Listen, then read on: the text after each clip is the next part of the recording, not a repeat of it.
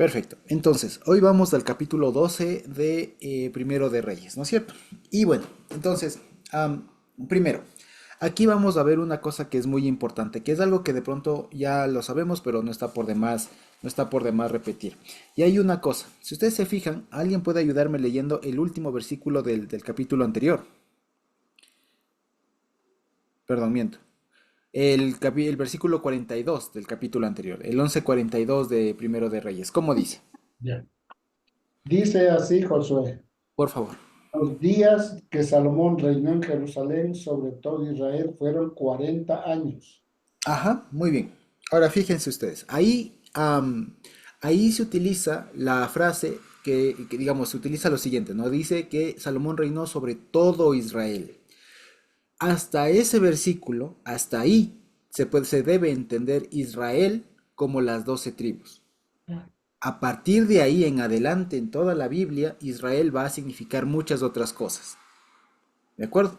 Especialmente aquí en el libro de Reyes, cuando leamos Israel a partir del capítulo 12, ya no van a significar las 12 tribus, van a significar las 10 tribus del norte o el reino del norte. ¿De acuerdo? Entonces, si ustedes quieren el límite, así hasta cuándo, hasta en qué versículo de la Biblia se entiende Israel como las 12 tribus o el Reino Unido, hasta Primero de Reyes 11:42. Hasta ahí, cuando aparece la palabra Israel, debe entenderse las 12 tribus, el reino unificado. Pero a partir de ahí en adelante, Israel va a significar bastantes otras cosas. Por ejemplo, aquí en el libro de Reyes, a partir del capítulo 12, va a significar el reino del norte o las 10 tribus del norte. ¿De acuerdo? Eso por ejemplo. Entonces, pero solamente una vez más, hasta aquí, hasta el capítulo 11:42, Israel significa todo el pueblo. De ahí en adelante, no. De ahí en adelante siempre va a significar una fracción. Mayormente va a significar las 10 tribus del norte. ¿De acuerdo? ¿Y eso por qué? Por lo siguiente. Fíjense ustedes. ¿Quién me puede ayudar leyendo del uno del 12:1 al 16, por favor? Si quieren leerlo desde aquí, me avisan o si tienen en sus propios libros, no hay problema. A ver, leo. Del 1 al 16, por favor. Del 12 dice así, Ujú, Roboam fue a Siquem porque todo Israel había venido a Siquem para hacerle rey. Y ujú, aconteció que cuando lo oyó Jeroboam, hijo de Nabat, que aún estaba en Egipto, a donde había huido de delante del rey Salomón, y habitaba en Egipto, enviaron a llamarle. Vino, pues, Jeroboam y toda la congregación de Israel, y hablaron a Roboam diciendo, tu padre agravó nuestro yugo, mas ahora disminuye tú algo de la dura servidumbre de tu padre y del yugo pesado que puso sobre nosotros, y te serviremos. Él les dijo, y él les dijo, idos, y de aquí a 3 días volved a mí, y el pueblo se fue. Entonces el rey Roboam pidió consejo de los ancianos que habían estado delante de Salomón, su padre, cuando vivía, y dijo, ¿cómo aconsejáis vosotros que responda a este pueblo? Y ellos le hablaron diciendo, si tú fueres hoy siervo de este pueblo y los sirvieres, y respondiéndoles buenas palabras le hablares, ellos te servirán para siempre. Pero él dejó el consejo que los ancianos le habían dado y pidió consejo a de los jóvenes que se habían criado con él y estaban delante de él y les dijo, ¿cómo aconsejáis vosotros que respondamos a este pueblo que me ha hablado diciendo, disminuye algo del yugo que tu padre puso sobre nosotros? Entonces los jóvenes que se habían criado con él le respondieron diciendo, así hablarás a este pueblo que te ha dicho estas palabras. Tu padre agravó nuestro yugo, mas tú disminúyenos algo. Así les hablarás. El menor dedo de los míos es más grueso que los, que los lomos de mi padre. Ahora pues, mi padre os cargó de pesado yugo, mas yo añadiré a vuestro yugo. Mi padre os castigó con azotes, mas yo os castigaré con escorpiones. Al tercer día vino Jeroboam con todo el pueblo a Roboam, según el rey lo había mandado, diciendo, volved a mí al tercer día. Y el rey respondió al pueblo duramente, dejando el consejo de los ancianos que le habían dado. Y les habló conforme al consejo de los jóvenes, diciendo, mi padre agravó vuestro yugo, pero yo añadiré a vuestro yugo. Mi padre os castigó con azotes, mas yo os castigaré con escorpiones. Y no oyó el rey al pueblo, porque era designio de Jehová para confirmar las palabras que Jehová había hablado por medio de Ahías, Silonita, a Jeroboam, hijo de Nabat. Cuando todo el pueblo vio que el rey no les había oído, le respondió estas palabras diciendo, ¿qué parte tenemos nosotros con David?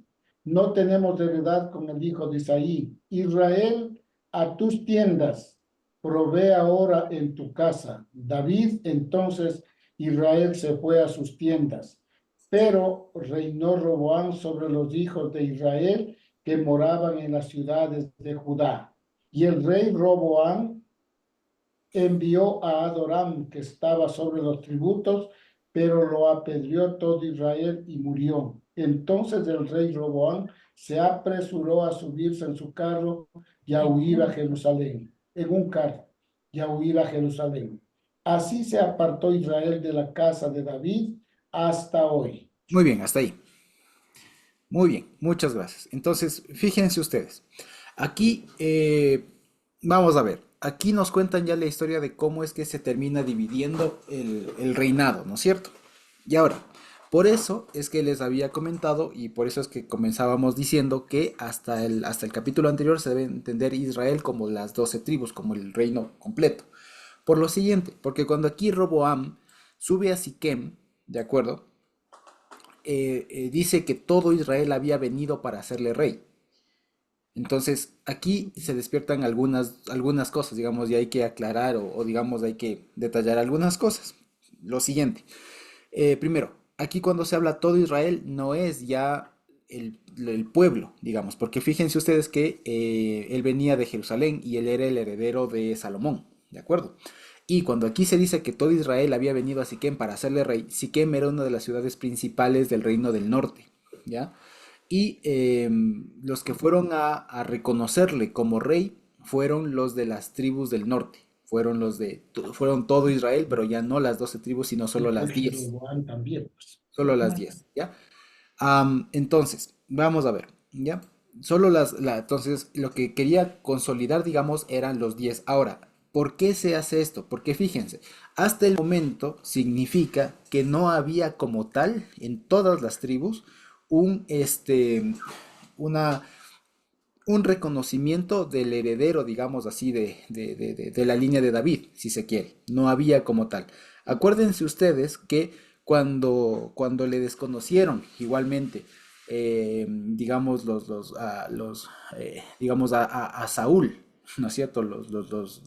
Cuando ya no hubo Saúl, digamos, ¿cierto? Cuando ya murió Saúl, quiero decir, y vino David y se encontró con las jefes con los jefes y los líderes de las tribus del norte. Ellos hicieron como un pacto, ¿no es cierto? ¿Se acuerdan que pasó así? Que David hizo con las tribus del norte un pacto de que él iba a ser su rey. Y ahí le pusieron por rey y vino a reinar en Jerusalén.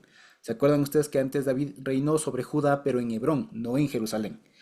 ¿No es cierto? Entonces, David tuvo un pacto antes, esto está en segundo de Samuel 5 por ahí, ¿no es cierto? Tuvo un pacto con las tribus del norte y de ahí se entiende que él haya consolidado el reino y haya tenido un reconocimiento de parte del pueblo, digamos, de las 10 tribus del norte.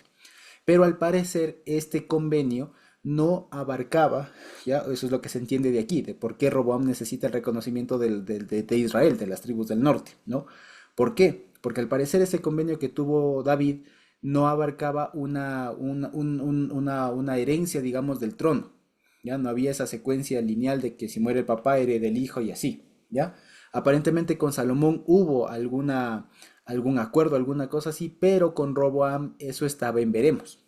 De ahí que se necesite este reconocimiento de nuevo del reino, ¿ya? Que la gente, especialmente los del norte, reconozcan a Roboam como rey, ¿de acuerdo? Entonces, una vez más, desde aquí ya se le va diciendo todo Israel solamente a las tribus del norte, ¿de acuerdo? Y lo que y se le hace, digamos, y vienen a Siquem, que no es Jerusalén, es otra ciudad del norte, digamos, del centro norte de Israel, ¿cierto? Para hacerle rey es justamente por eso, porque al parecer el convenio que tuvieron esas ciudades de ese pueblo con, digamos, las 10 tribus, ¿no? Con David aparentemente no abarcaba una secuencia, digamos, lineal, ¿no? De los herederos al trono, ¿ya? Entonces tenía que haber un reconocimiento, digamos, por cada uno de los reyes, aparentemente así, ¿de acuerdo? Entonces, ¿qué nos dice? Aquí hay una cosa, ¿ya? Aquí hay una cosa muy interesante. Si ustedes pueden leer el versículo 3, pueden leerle, alguien me puede ayudar leyendo el versículo respecto de la intervención de Jeroboam, porque esta intervención de Jeroboam es un poco extraña. Si ustedes se dieron cuenta en lo que leímos, Jeroboam parece que le llaman 3 o 4 veces, ¿ya? Parece que no, o sea, no, parece que no estuvo en realidad en esta negociación. ¿De acuerdo? Sino, ¿por qué? Porque más bien la negociación se hace entre el rey y el pueblo, o sea, un colectivo, ¿ya? Pero no es que Jeroboam encabezó mucho de esto, ¿ya? Y si alguien puede, por ejemplo, para anotar esto, pueden leer, por favor, el versículo 3, luego el versículo 12 y después del versículo 20 de este capítulo. Y tomen atención a ver qué encontramos. A ver, dice así Josuecito. El 3, el El, 12 y el 20. el 12:3 dice, y enviaron a llamarle. Vino pues Jeroboam y toda la congregación de Israel y hablaron a Roboam diciendo, Muy bien, eso ahora el es 12. 3. El 12 dice, al tercer día vino Jeroboam con todo el pueblo a Roboam, según el rey lo había mandado, diciendo, volved a mí Hasta ahí al nomás. tercer día. Exacto. Y el 20. El 20 dice así, y aconteció que oyendo todo Israel que Jeroboam había vuelto, enviaron a llamarle a la congregación y le hicieron rey sobre todo Israel, sin quedar tribu alguna que siguiere la casa de David, sino solo la tribu de Judá. Muy bien, entonces fíjense, de estos 3 versículos que leímos, ¿qué se puede ver? ¿Cuántas veces le llaman a Jeroboam? 3 veces. Le llaman 3 veces, o al menos da a entender que Jeroboam volvió 3 veces. Acuérdense que según el capítulo 11 que habíamos leído, él se autoexilió en Egipto, ¿no es cierto? Él se autoexilió en Egipto y ahora que muere Salomón, él regresa, digamos. Y lo que dice el texto es que le llaman. Pero lo que no queda claro es cuándo le llaman. Aparentemente, y según lo leemos así, parecería que él estuvo en estas negociaciones. Pero en realidad, si leemos del versículo 20, que es pasado todo este tema de que no les quita los tributos y todo lo demás, ahí recién le vienen a llamar. Fíjense, en el 20 dice, y aconteció que yendo todo Israel que Jeroboam había vuelto, enviaron a llamarle a la asamblea y le hicieron rey sobre todo Israel. Entonces, ¿cómo se debe entender? Parece ser que la inclusión de Jeroboam aquí es un poco accidental, digamos, ¿ya? Es cierto que todo esto lo estaba escuchando y se enteró, digamos, Jeroboam, pero aparentemente él no formó parte de estas negociaciones, fallidas a la final, pero él no formó parte. Él vendría al final, después de que ya se divide el reino, ahí recién en el versículo 20, ahí lo mandan a llamar y ahí viene, ¿de acuerdo? Entonces, fíjense, y más que nada por una cosa, que aquí hay una cuestión de lectura, digamos, ¿ya? En el versículo 2 dice, ¿no? Aconteció que cuando lo oyó Jeroboam, hijo de Nabat, que aún estaba en Egipto, a donde había huido, de delante del rey Salomón, dice, habitaba en Egipto. Si nosotros leemos, pueden ver en alguna otra versión, si tienen a la mano, van a ver que no dice habitaba, sino que dice regresó de Egipto, ¿ya? Si de pronto tienen otra versión, véanla porque eso dice así. No dice que habitaba en Egipto, sino que regresó de Egipto. Y eso todavía le pone un poco más de problemas, ¿ya? Sí, o más bien dicho, si se pone, más bien dicho, lo propio sería decir regresó de Egipto. De hecho, en el libro de Crónicas, creo que es segundo de Crónicas, por ahí cuando se habla de este episodio, ahí se corrige de que habitaba en Egipto, porque si él habitaba en Egipto, es muy complicado que de manera muy inmediata haya llegado a las negociaciones. Entonces, 12:2, no es ¿no? 12-2 al final, sí. En la Reina Valera ponen que él habitaba en Egipto. Pero si es que ponemos y entendemos que él habitaba en Egipto, es muy poco creíble, digamos, es muy poco plausible que él haya llegado enseguidita. ¿ya? Porque fíjense que ya estaban reunidos ahí en Siquem para hacerle rey a Roboam. Y ahí es cuando se dan las negociaciones. Entonces, da muy poco el tiempo y no es algo que sea tan así, digamos, tan certero, de que él está habitando en Egipto, haya llegado enseguida. Mientras todavía estaba, dice. Todavía estaba, no. Alguna otra versión posiblemente verán que le pone que él regresó a Egipto. Vamos bien dicho, todas dicen, no más bien dicho, ya me confundí yo. Todas deben decir que habitaba en Egipto, pero eso es un error. Debería decir, como ya lo corrige Crónicas, que él regresó de Egipto. Mm, ¿De acuerdo? Él regresó de Egipto y ahí se cuadra que él, habiendo escuchado que ya murió Salomón y todo lo más, él se haya acercado más hacia la tierra y de ahí haya tenido un poco más de contacto con todos estos eventos. Pero, digamos, con todo y esto, no da que Jeroboam haya tomado parte, digamos, en las negociaciones, a pesar de que se le menciona. Es decir, esto suele decirse que es justamente el ánimo un poco del editor, del que estaba arreglando el texto, de mostrar que Jeroboam tuvo alguna participación por ahí y demostrarle también como aquel que participó en esta división ya formalmente del reino. ¿De acuerdo? Eso básicamente. Entonces dice, enviaron a llamarle, Jeroboam y toda la congregación de Israel vinieron y hablaron a Roboam diciendo. Y ahora fíjense ustedes, este es un pasaje que ya muchos de nosotros conocemos, ¿no es cierto? ¿En qué consistía? ¿En qué consistía la petición que le hacen a Roboam? ¿No es cierto? Roboam, ¿cuál era la petición? Le dicen el 4, ¿no? Tu padre hizo pesado nuestro yugo, ahora tú alivia algo de la dura servidumbre de tu padre y de su yugo pesado que puso sobre nosotros y te serviremos. Roboam, hasta ahora de una manera un poco prudente, les dice, váyanse aún 3 días y vuelvan a mí, y el pueblo se fue. Y después Roboam va a pedir consejo, primero a los viejos y después a los jóvenes, ¿no es cierto? Pero primero aquí una cosa. ¿Cuál es el malestar? Vamos a analizar. ¿Cuál creen ustedes que haya sido el malestar? Pero ojo, tomen en consideración no solo lo que dice aquí, porque es claro que aquí tienen un problema por el muy pesado yugo, digamos, ¿no? Porque se sentían muy abrumados con los impuestos, como ya lo hemos anticipado otros días. Pero fíjense ustedes, ¿será que de pronto hay algo más?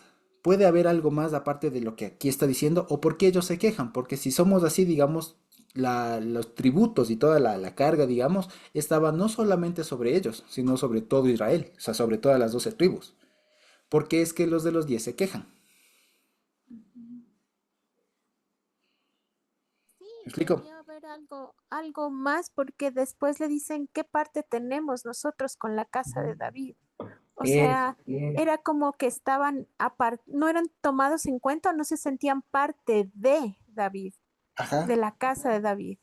Exactamente. En otras palabras, lo que dice Natita, en otras palabras, es aparentemente abre una distribución desproporcional de la riqueza. O sea, si bien se puso y se logró en el tiempo de Salomón un boom económico y todo lo demás, aparentemente la redistribución de eso no era equitativa. ¿Ya?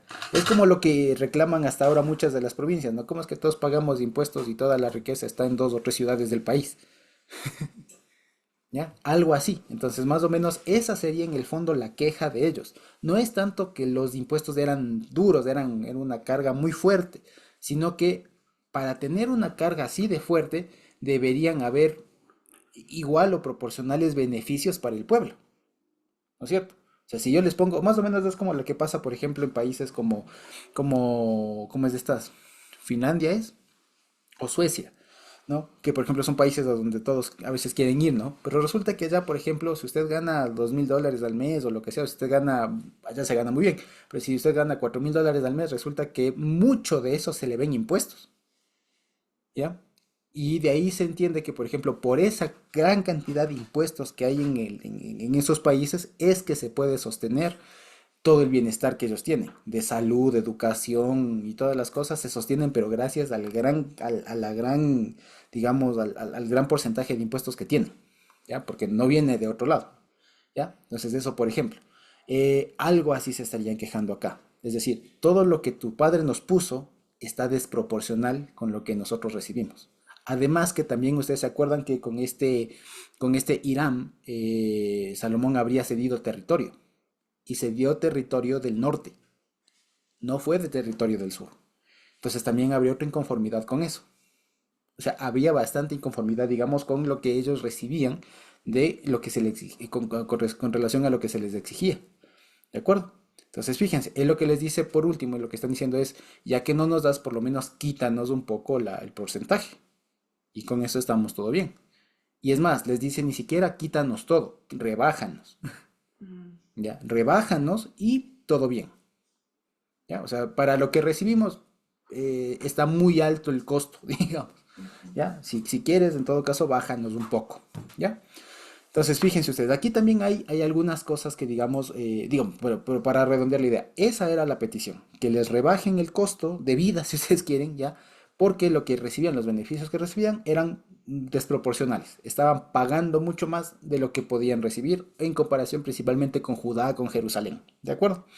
Ahora, en cuanto a los términos que utilizan aquí los de Israel, voy a decir así, acuérdense Israel, ya los del norte, ¿no es cierto? Utilizan una frase, fíjense, un yugo, ¿ya? Y esto yugo, acuérdense que es una frase, es una palabra que va a significar en esta época, ¿ya? Va a significar los trabajos forzados y especialmente ¿qué se diría? Las cargas laborales, por así decirlo, que imponía una autoridad sobre el pueblo, como las responsabilidades que ponía una autoridad sobre el pueblo. Ya, eso era el sinónimo de yugo, ¿de acuerdo? Eso era así. Y lo que ellos le dicen es, ahora alivia un poco, alivianos un poco de esto, ¿sí? Y de su yugo pesado que puso sobre nosotros, ¿ya? Diferente, por ejemplo, a cuando el Señor Jesús, unos cuantos siglos después, utiliza la misma palabra, ¿ya? Que utiliza también la palabra yugo para decir el tema en cambio de su interpretación, de su forma de vida, ¿ya? Pero en general tiene la idea de, o viene todo del implemento que se les pone a los bueyes para arar, o que se les ponía, ahora ya muy poco se utiliza eso, pero esa viga, ¿no es cierto?, de madera con la que se unían las cabezas de dos bueyes para arar. Entonces era un símbolo de imposición, ¿ya? Que sobre el trabajo, digamos, ¿ya? Eso básicamente. Pero ya cuando el Señor Jesús, por ejemplo, lo utiliza, la palabra yugo, es en otro contexto, ¿ya? Entonces, como para que veamos, pero veamos que aquí se utiliza la palabra yugo en ese sentido, ¿no? De una imposición un poco pesada, dura, respecto del trabajo, ¿ya? O sea, un impuesto muy excesivo. Hoy se ocupa un término que es este tema de confiscatorio, ¿ya? Incluso no, las leyes actuales suelen decir, ¿no? El Estado, por ejemplo, puede tener, tiene el derecho, si se quiere, ¿no? De poner impuestos, pero lo que no puede es confiscar, es decir, poner impuestos demasiado elevados que ya vayan en contra de la propiedad privada. Ya te puede poner un IVA me invento, del 20%, pero no puede poner un IVA del 99%. Ya, eso ya sería confiscatorio, está ya no poniendo un impuesto, sino está yéndose, está robando, digamos, está siendo muy abusivo con eso. ¿De acuerdo? Entonces, esto lo que aquí le está diciendo es, tus impuestos son, en términos actuales estaría diciendo tus impuestos son confiscatorios. O sea, nos están afectando nuestra propiedad. ¿Ya? Eso básicamente. Roboam hasta el momento entonces les dice, ok, denme 3 días. ¿Ya?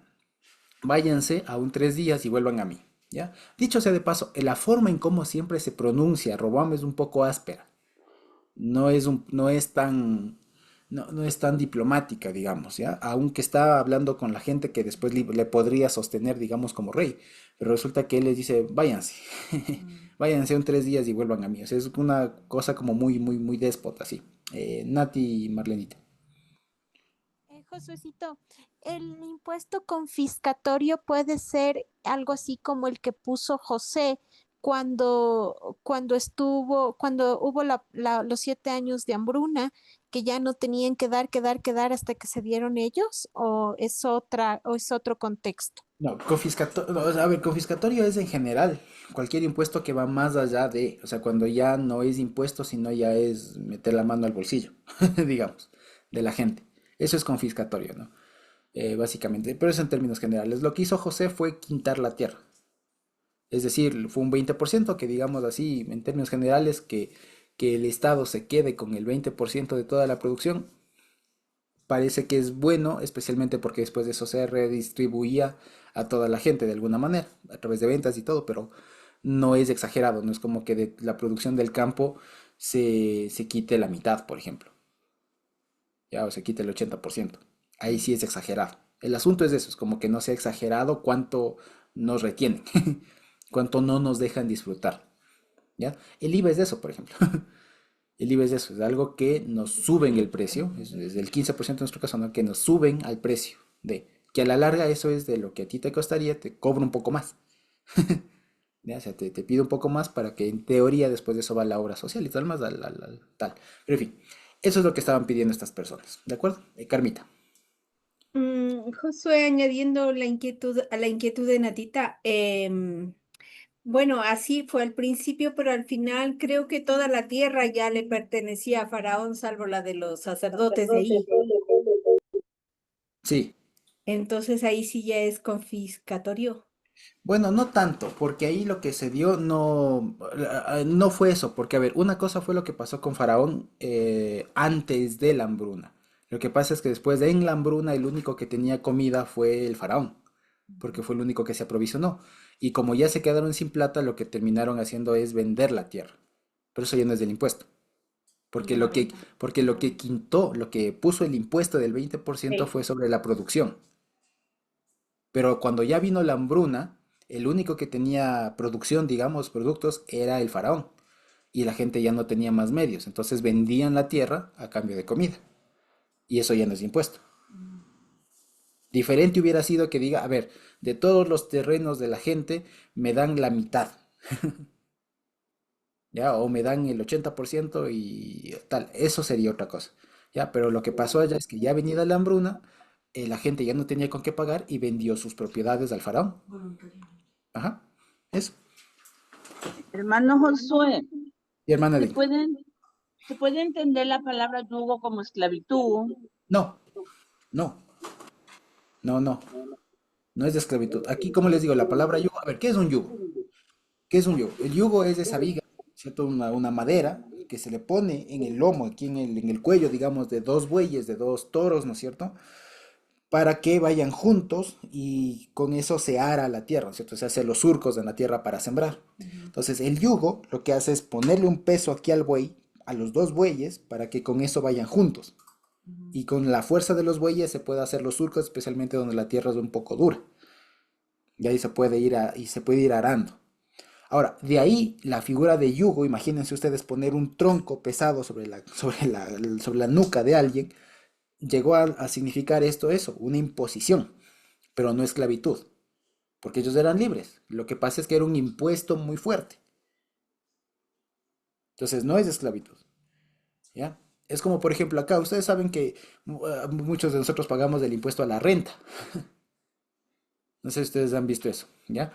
¿Qué es el impuesto a la renta? Básicamente, sobre todos los ingresos que tenemos, el Estado dice, bueno, de todo lo que tú produces, tanto es mío.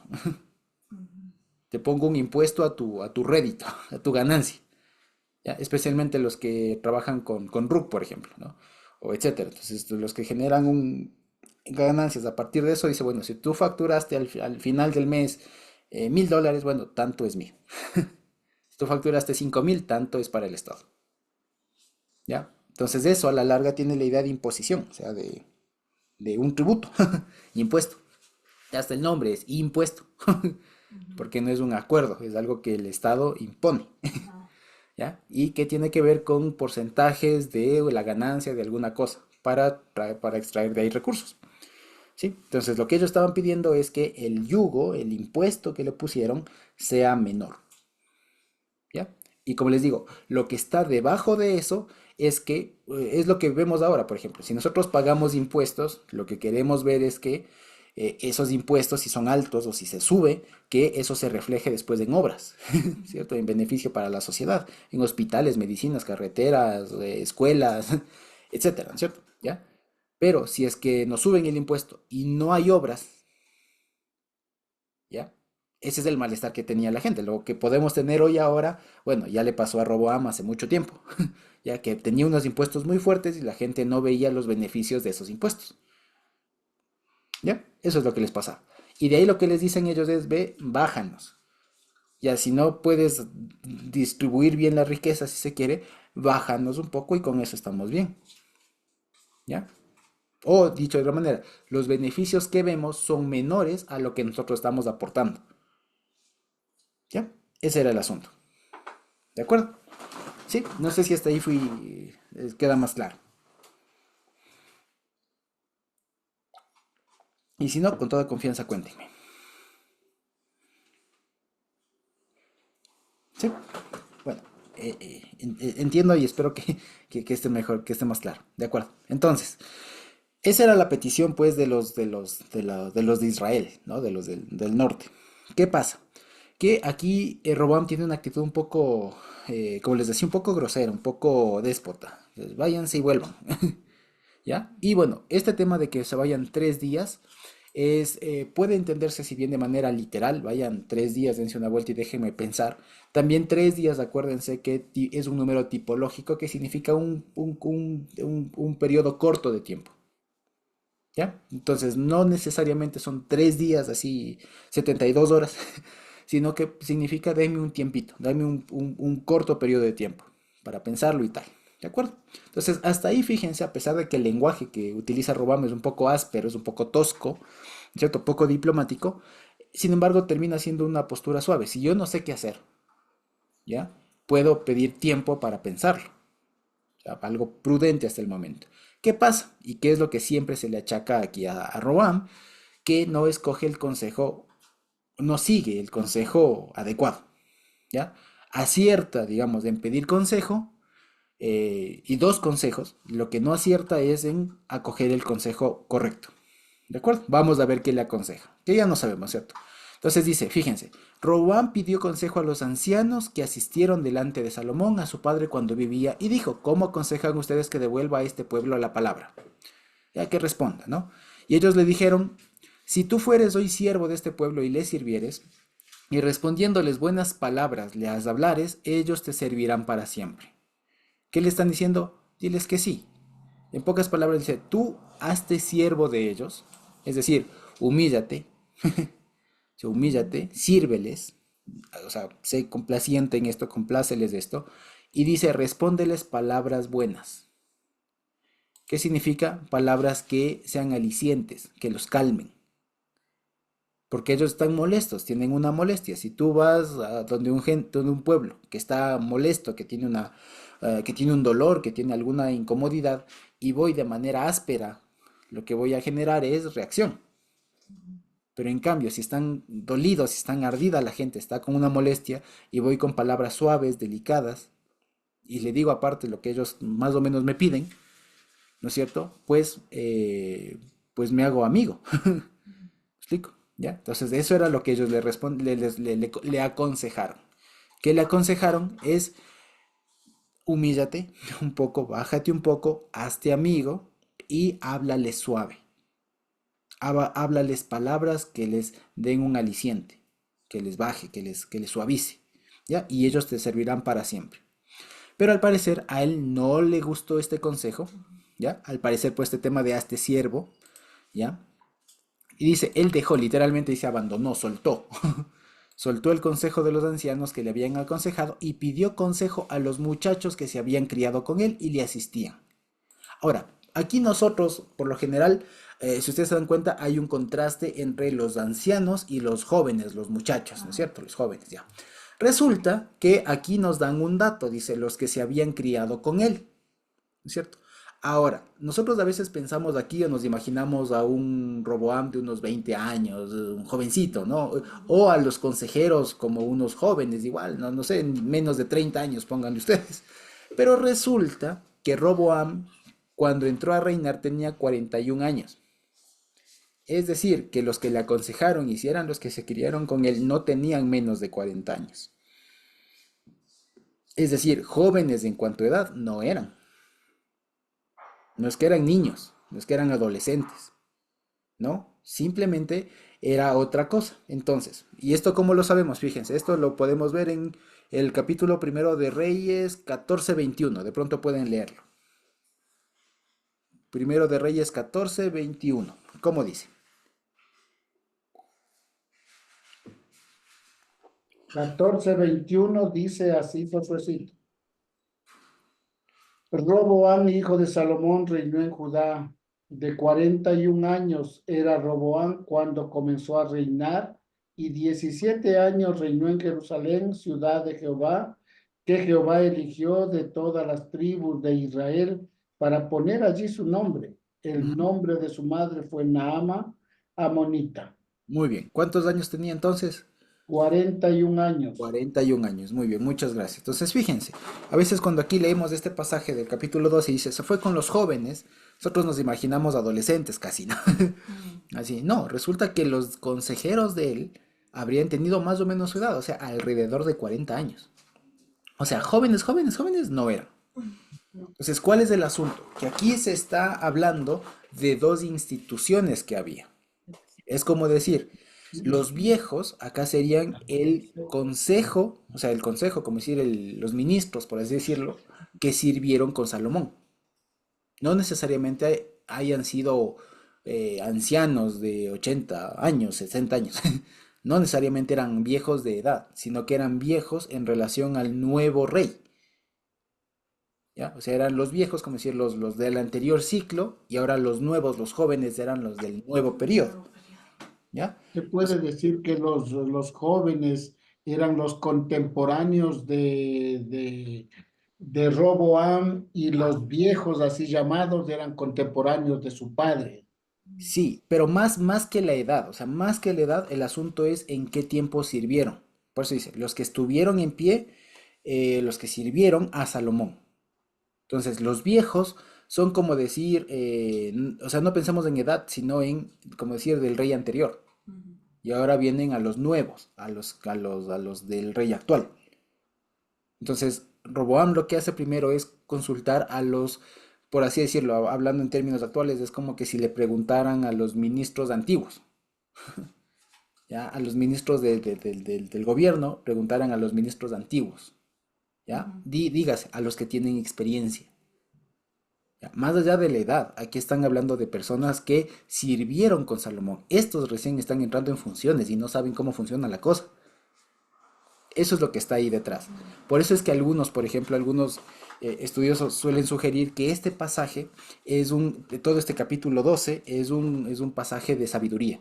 Es un capítulo, es una historia que habla de sabiduría, de una cosa sabia, ¿ya? Porque, y que posiblemente haya sido recogido por uno de los consejeros viejos de Salomón, de este consejo de viejos, del consejo antiguo, que quiso resaltar la valía del consejo antiguo frente al nuevo consejo de Roboam. Es decir, quienes posiblemente preservaron esta historia fueron los del consejo viejo. ¿Ya? Eso básicamente. Entonces, aquí, en otras palabras, el viejo, el consejo o los viejos, ¿no es cierto? No son necesariamente los ancianos, los viejitos, sino son la gente que tenía la experiencia de cómo se gobierna, de cómo se administra un estado, un reinado a la final. ¿Ya? Mientras tanto, los nuevos, como dice, los que se criaron con él, es decir, no tenían la experiencia de los antiguos, sino que eran niños, eran jóvenes que se criaron junto con Roboam. Y seguramente no tuvieron o sea, no tuvieron la experiencia de la administración. Eso es lo que quiere decir. Entonces los ancianos sabían cómo tratar este asunto, mientras que los nuevos, recién llegados, recién posesionados, por así decirlo, no sabían cómo y dieron su mejor criterio. ¿Ya? Eso es lo que pasa. Entonces aquí a la final no es del contraste entre edad, ¿ya? No es el contraste entre edad, sino es el contraste entre experiencia. El que viene ya trabajando, ¿no es cierto? Ya el que ya tiene experiencia trabajando en institución, frente al que recién asume el cargo, ¿ya? Ese es el contraste, más allá de la edad. Ya les digo, porque por edad no da para que sean muchachos, jovencitos, ¿ya? No da. Entonces, eso básicamente. Entonces, es el contraste entre la experiencia que da el servicio, el tiempo laborando en lo mismo, digamos, ¿ya? Entonces, fíjense, lo que le sugieren los ancianos, entre comillas, ¿no? El consejo anterior es, bájales, humíllate, bájales la cosa, o sea, compláceles y verás que te va bien. A él no le gusta, y los nuevos, ¿no es cierto? Por decirles así, por decirles así, no, los nuevos, dice que les dice lo mismo, ¿no? ¿Cómo aconsejan ustedes que devuelva la palabra a este pueblo que me ha hablado diciendo, alivia algo del yugo que tu padre puso sobre nosotros? Y dice, y los nuevos, digámosles así, ¿no? Los nuevos que se habían criado con él le respondieron diciendo, así hablarás de este pueblo que te ha dicho estas palabras. Tu padre agravó nuestro yugo, mas tú disminúyenos algo. Así les hablarás. Son muy autoritarios, no muy tajantes, muy autoritarios. E incluso se mandan una grosería. Se mandan una grosería. ¿Ya? Porque ahí no dice mi dedo más pequeño. Ahí solamente dice mi pequeño. ¿Ya? Entiendas. ¿Ya? Entonces lo que dice es, mi pequeño es más grueso que los muslos de mi padre. Entonces hay una referencia un poco sexual ahí. Y es una grosería. Estos nuevos consejeros hablan de una forma muy grosera, muy soez, ¿no? Muy explícita, si se quiere. Es como decirle, es como decir, yo soy mucho más que mi papá. O sea, yo no soy que mi papá y yo, por así decirlo, mi miembro es más grande que el de él. Está diciendo eso, ¿ya? Eso es lo que él está, lo que le aconsejan decir, ¿ya? O sea, comienza con una grosería. Por eso es que ustedes fíjense, él cuando responde al pueblo no dice esto. Él no le responde esta parte. Responde solo lo que sigue, ¿ya? Entonces fíjense, es una grosería, ¿ya? Por eso es que ahí en la Reina Valera lo suavizaron un poco poniéndole el dedo. Pero en realidad parece ser una alusión un poco ¿cómo se dice? Un eufemismo, ¿no? Mi pequeño es más grueso que los muslos de mi padre, ¿ya? Y le siguen aconsejando, ¿no? Y le dicen, ahora pues, mi padre les cargó de un yugo pesado y yo añadiré a su yugo. Mi padre los castigó con látigos y yo los castigaré con escorpiones. Aquí esto yo no entendía cómo, pero resulta que escorpiones es un tipo de látigo. Es un látigo, pero con espinos. Entonces dice, si es que mi padre les castigó con látigos, yo al látigo le añado espinos y con eso les doy. Entonces lo que quiere decir es, yo voy a ser más severo. ¿Ya? Yo soy más severo, eso es lo que quiere decir. O sea, si mi papá les puso un yugo pesado, sobre eso les pongo más. Y si mi papá les dio con látigo, yo les doy con látigo de espinos. O sea, soy más severo, voy a aumentar su castigo, su labor. ¿Ya? Y dice, fíjense, eso es lo que le aconsejan ellos. Al parecer, ¿no es cierto? Y lo que vemos es que a Jeroboam este sí le gustó. ¿Ya? Y dice, al tercer día vino Jeroboam con todo el pueblo a Roboam, según el rey lo había hablado, diciendo, vuelvan a mí el tercer día. Y el rey respondió al pueblo duramente, dejó el consejo que los ancianos le habían aconsejado y les habló conforme al consejo de los jóvenes, de los muchachos, de los nuevos, diciendo, fíjense, aquí omite eso del pequeño, ¿no? Y dice, mi padre agravó el yugo de ustedes y yo añadiré al yugo de ustedes. Mi padre los castigó con látigos y yo los castigaré con escorpiones. ¿Ya? Fíjense, él omite la grosería, ¿ya? Y sin embargo, da el mensaje. Lo que quiere decir es, yo soy más que mi papá. Si mi papá era severo, pues yo voy a ser más. Que se creen igualados. Explico. Por eso dice que les habló duro. ¿Sí? Marlenita. O Nati o Nico.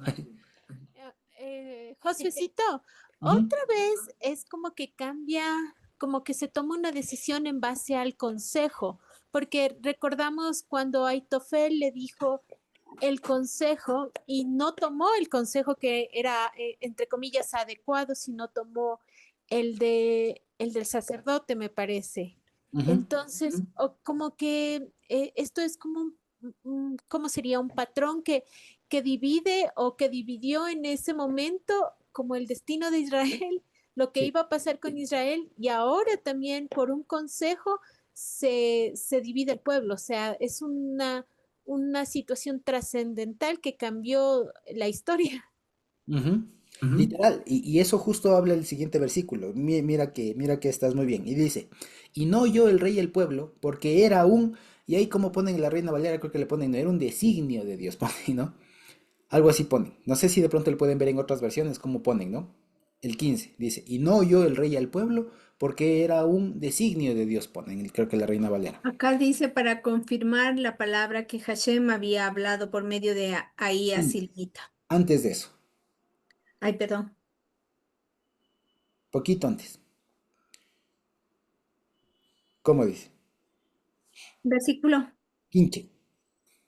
Ese te leí. Y dice, y no oyó el rey al pueblo porque era designio de Hashem para Designio. confirmar la palabra, ya que Jehová había hablado por medio de ahí a Silonita, a Jeroboam, hijo de Nabat. Ajá, era designio. Entonces queremos ver cómo le traducen esa palabra que le ponen designia, ¿no? ¿Cómo le ponen? Porque era ordenación del Señor. Era ordenación del Señor, pone. Muy bien. ¿De pronto alguna otra? Porque lo había dispuesto. Porque lo había dispuesto. Que diera así. Había dispuesto, dice. ¿Cómo ponen por Acá ahí? en esta traducción, Josuecito dice así: y no quiso el rey condescenderle con el pueblo, por cuanto el Señor le había dejado de su mano en cumplimiento de su palabra, que por boca de Ahías Silonita dirigió Jeroboam, hijo de Nabat. ¿Ya? Ahí le El reinterpreta. Señor lo había dejado. Lo había dejado, muy bien. Esto estaba de acuerdo con la voluntad del Señor. Esto estaba de acuerdo con la voluntad del Señor, dice. Muy bien. ¿De pronto alguna otra versión por ahí? Porque Fue instigación del Señor, dice. Instigación, fíjense. Todavía más. Instigación. Vale. ¿Saben ustedes qué palabra dice ahí? Ahí aparece la palabra sivá, que sivá significa literalmente un giro. Un giro. Y me llama mucho la atención lo que advirtió Natita. Decía, es decir, que si aquí estaba a punto de que la historia cambie totalmente. ¿Ya? Y exacto, es como lo que solemos decir cuando vemos una película. Dice, hay un giro de trama inesperado. Que parece que la película se va a desarrollar de una manera y de pronto, ¡pum! Resulta que el bueno no ha sido bueno, ha sido el malo. Alguna cosa así, ¿no? Que uno nos sorprende y nos cambia toda la perspectiva de la película. Bueno, eso pasó acá. Entonces, y dice así literalmente, y no oyó el rey al pueblo, aunque era lo obvio, o sea, lo obvio, lo que tenía que hacer, era, era coger el consejo de los ancianos, era lo obvio. Además, hasta le dicen, y con eso hasta te sirven para siempre, o sea, no había, o sea, ahí uno se pregunta, pero ¿qué le pasó? ¿Ya? Y aquí está la explicación. Este, por ejemplo, es un típico versículo del famoso deuteronomista.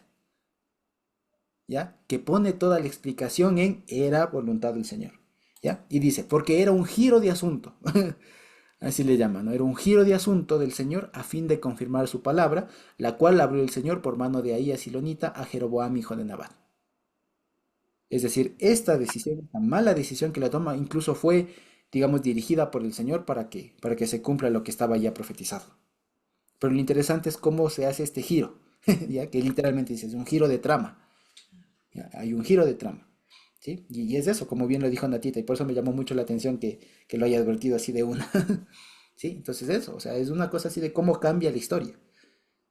Y aquí lo que nos explica este versículo, ¿no es cierto? Fíjense, si ustedes es más, ¿y cómo sabemos que este es un versículo propio de una edición? Porque si ustedes lo obviamos por un momento, ya, ahorita le borré, no sé, lo obviamos por un momento y yo el paso del 14 al 16, sigue la línea y no pasa nada.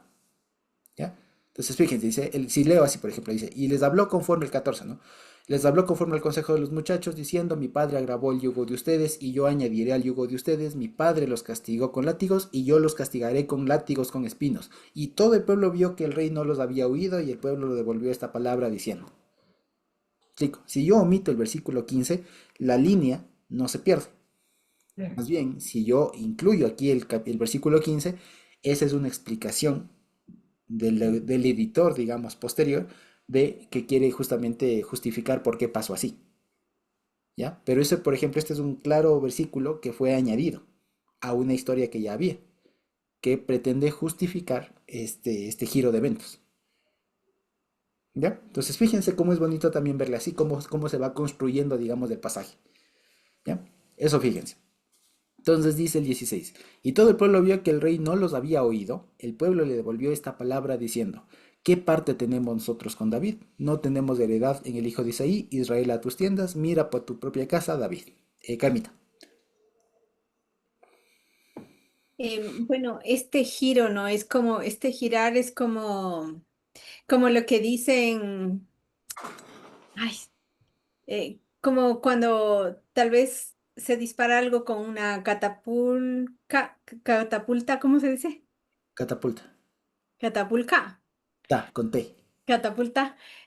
Bueno, uno puede lanzar, no, mejor cuando dicen te salió el tiro por la culata, ¿no? O sea, es como que él les estaba lanzando el tiro para el pueblo, pero finalmente el que quedó anulado fue él. Ujú. Ya es, En ese sentido que se dio la vuelta, ¿no? ajá, exactamente. Fue un tiro por la culata, digo. Y la culata es esta parte de atrás del arma, ¿no? Después del arma, En vez de ajá. salir por adelante, sale por atrás y se lastima el hombro. Ese es el asunto. Ajá. Sí, muy bien, gracias, Carmita. Exactamente. Entonces le salió el tiro por la culata. Pero este salirle el tiro por la culata fue dirigido por el Señor, es lo que quiere decir. ¿Ya? Entonces, fíjense, de aquí vuelve a utilizar algo que, digamos, una frase que ya de pronto nos la habíamos escuchado, ¿no es cierto?, antes. ¿Qué dice esto? ¿Qué parte tenemos nosotros con Israel? Con David, perdón, no tenemos heredad en el hijo de Isaí. Y esto justamente recuerda mucho a la forma de distribución, porque tener las palabras heredad o la palabra heredad o parte son cuestiones de herencia. Y lo que están diciendo a la larga es que lo que ellos están cuestionando es qué ley nos vincula a David. ¿Qué ley nos vincula a que David digamos, nos dé algo? Eso es lo que ellos estaban cuestionando ahí. Porque acuérdense que conforme cuenta Segundo de Reyes, David hizo una alianza con ellos. Y por eso es que le reconocen como rey. Y él consolida el pueblo. ¿Ya? Pero acá ellos están diciendo, a la final no tenemos nada. No hay algo que nos vincule realmente con él. ¿Ya? Y por eso dice, Israel, a tus tiendas. ¿Ya? Y fíjense, una vez Israel, las 10 tribus del norte. Natita. Josécito, al decir que no tenían parte con David, también no estaban desconociendo al Señor. Sí, vamos a ver que Sí, más vamos a adelante ver qué más adelante. que todo esto fue por pecado, que todo esto fue una rebelión, ya lo vamos a ver. Al final se ve justamente este tema de que fue un pecado, digamos, que se equivocaron. ¿Ya? Entonces, fíjense, a la final le está diciendo qué parte, pero no es qué parte, sino es como de qué parte hereditaria, si se quiere, ¿ya? ¿Qué porción tenemos nosotros con David? ¿O qué heredad tenemos con el hijo de Isaí? Pues nada, ¿cierto? Sería lo que ellos dijeron. Israel a tus tiendas, o sea, cada uno a su casa. O sea, es como que aquí esta es una declaración de independencia a la larga. ¿Ya? De lo que en su momento estaban bajo el reinado de David, de la casa de David, en función de un acuerdo previo, ¿cierto? Pues ahora están diciendo, no tenemos nada, desconocemos y nos independizamos. Y lo que le dicen aquí, fíjense, es algo interesante. Una vez más, a veces la Biblia confunde los verbos, ¿no es cierto? O le atribuye un significado que no tiene. Aquí en la Reina Valera le ponen provee para tu casa, ¿cierto? En el 16 al final casi. Se provee para tu casa, David. Pero literalmente ahí dice, mira tu propia casa, David. O sea, literalmente es, cuida tú ahora tu propia casa. Mira quién te mantiene. Mira tú por tu propia casa, David. Y dice, e Israel se fue a sus tiendas. De ahí una vez más que Israel ya no son las 12 tribus. Aquí en todo este capítulo y en adelante, Israel son las 10 del norte. ¿Ya? Fíjense. Y dice, pero reinó Roboam sobre los hijos de Israel que moraban en las ciudades de Judá. Y aquí hay una cosa que es un poco extraña. Porque dice, sin embargo, dice, Roboam sí reinó sobre los hijos de Israel. O sea, sobre algunos norteños, por así decirlo, que moraban en las ciudades de Judá. Es decir, aquí se dio una división. Ya, más o menos como lo que pasó en la Segunda Guerra Mundial después con Alemania, que se dividió la Alemania. Algo así pasó acá. Y lo que pasó en ese tiempo es que muchas de las familias quedaron divididas por el famoso muro, ¿se acuerdan ustedes? El famoso muro de Berlín, que algunos quedaron siendo familias, unos quedaron en un lado y otros en el otro. ¿Ya? Pues eso más o menos les pasó acá. Se dividió el reino, y solamente que no hubo muro, digamos, no se dividió el reino, y los de extranjeros, o sea, los norteños, los del norte, ¿no? Que vivían en las ciudades de Judá, se nacionalizaron, por así decirlo. ¿Ya? Se independizaron también y también rigió, digamos, Robam sobre ellos. ¿De acuerdo? Dice el 18. Y el rey Roboam envió a Adoram, que estaba sobre el tributo, pero lo apedreó todo Israel y murió. Y el rey Roboam se esforzó a subirse en un carruaje para huir a Jerusalén. Así se rebeló Israel de la casa de David hasta hoy. Ahora, vamos a ver. Aquí hay una cosa muy, muy interesante. Esto, al parecer, esto del versículo 18, la primera parte, pasó después. ¿Ya? Pasa después de esto. ¿Por qué? Porque Roboam envía a este que estaba sobre el tributo seguramente a una posible negociación posterior, pero le apedrean y él se muere. ¿Ya? Eso es lo que dice.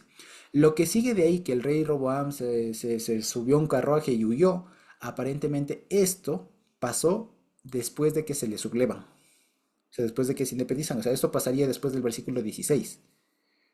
O sea, enseguida que la gente dice, ¿qué parte tenemos con nosotros? Ese rato Roboam huye, porque no tiene sentido que Roboam envíe a este Adoram y el rey vaya con él. Si ya le envía, pues le envía.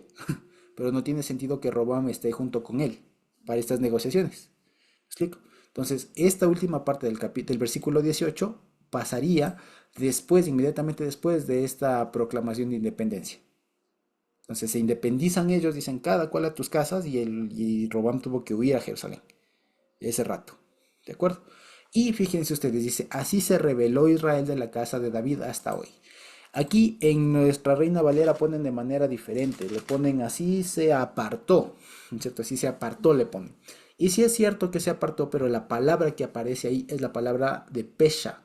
No sé si ustedes se acuerdan la palabra Pesha. Ah, no, eso es Pesaj. Pesha. ¿Se acuerda alguien Pesha?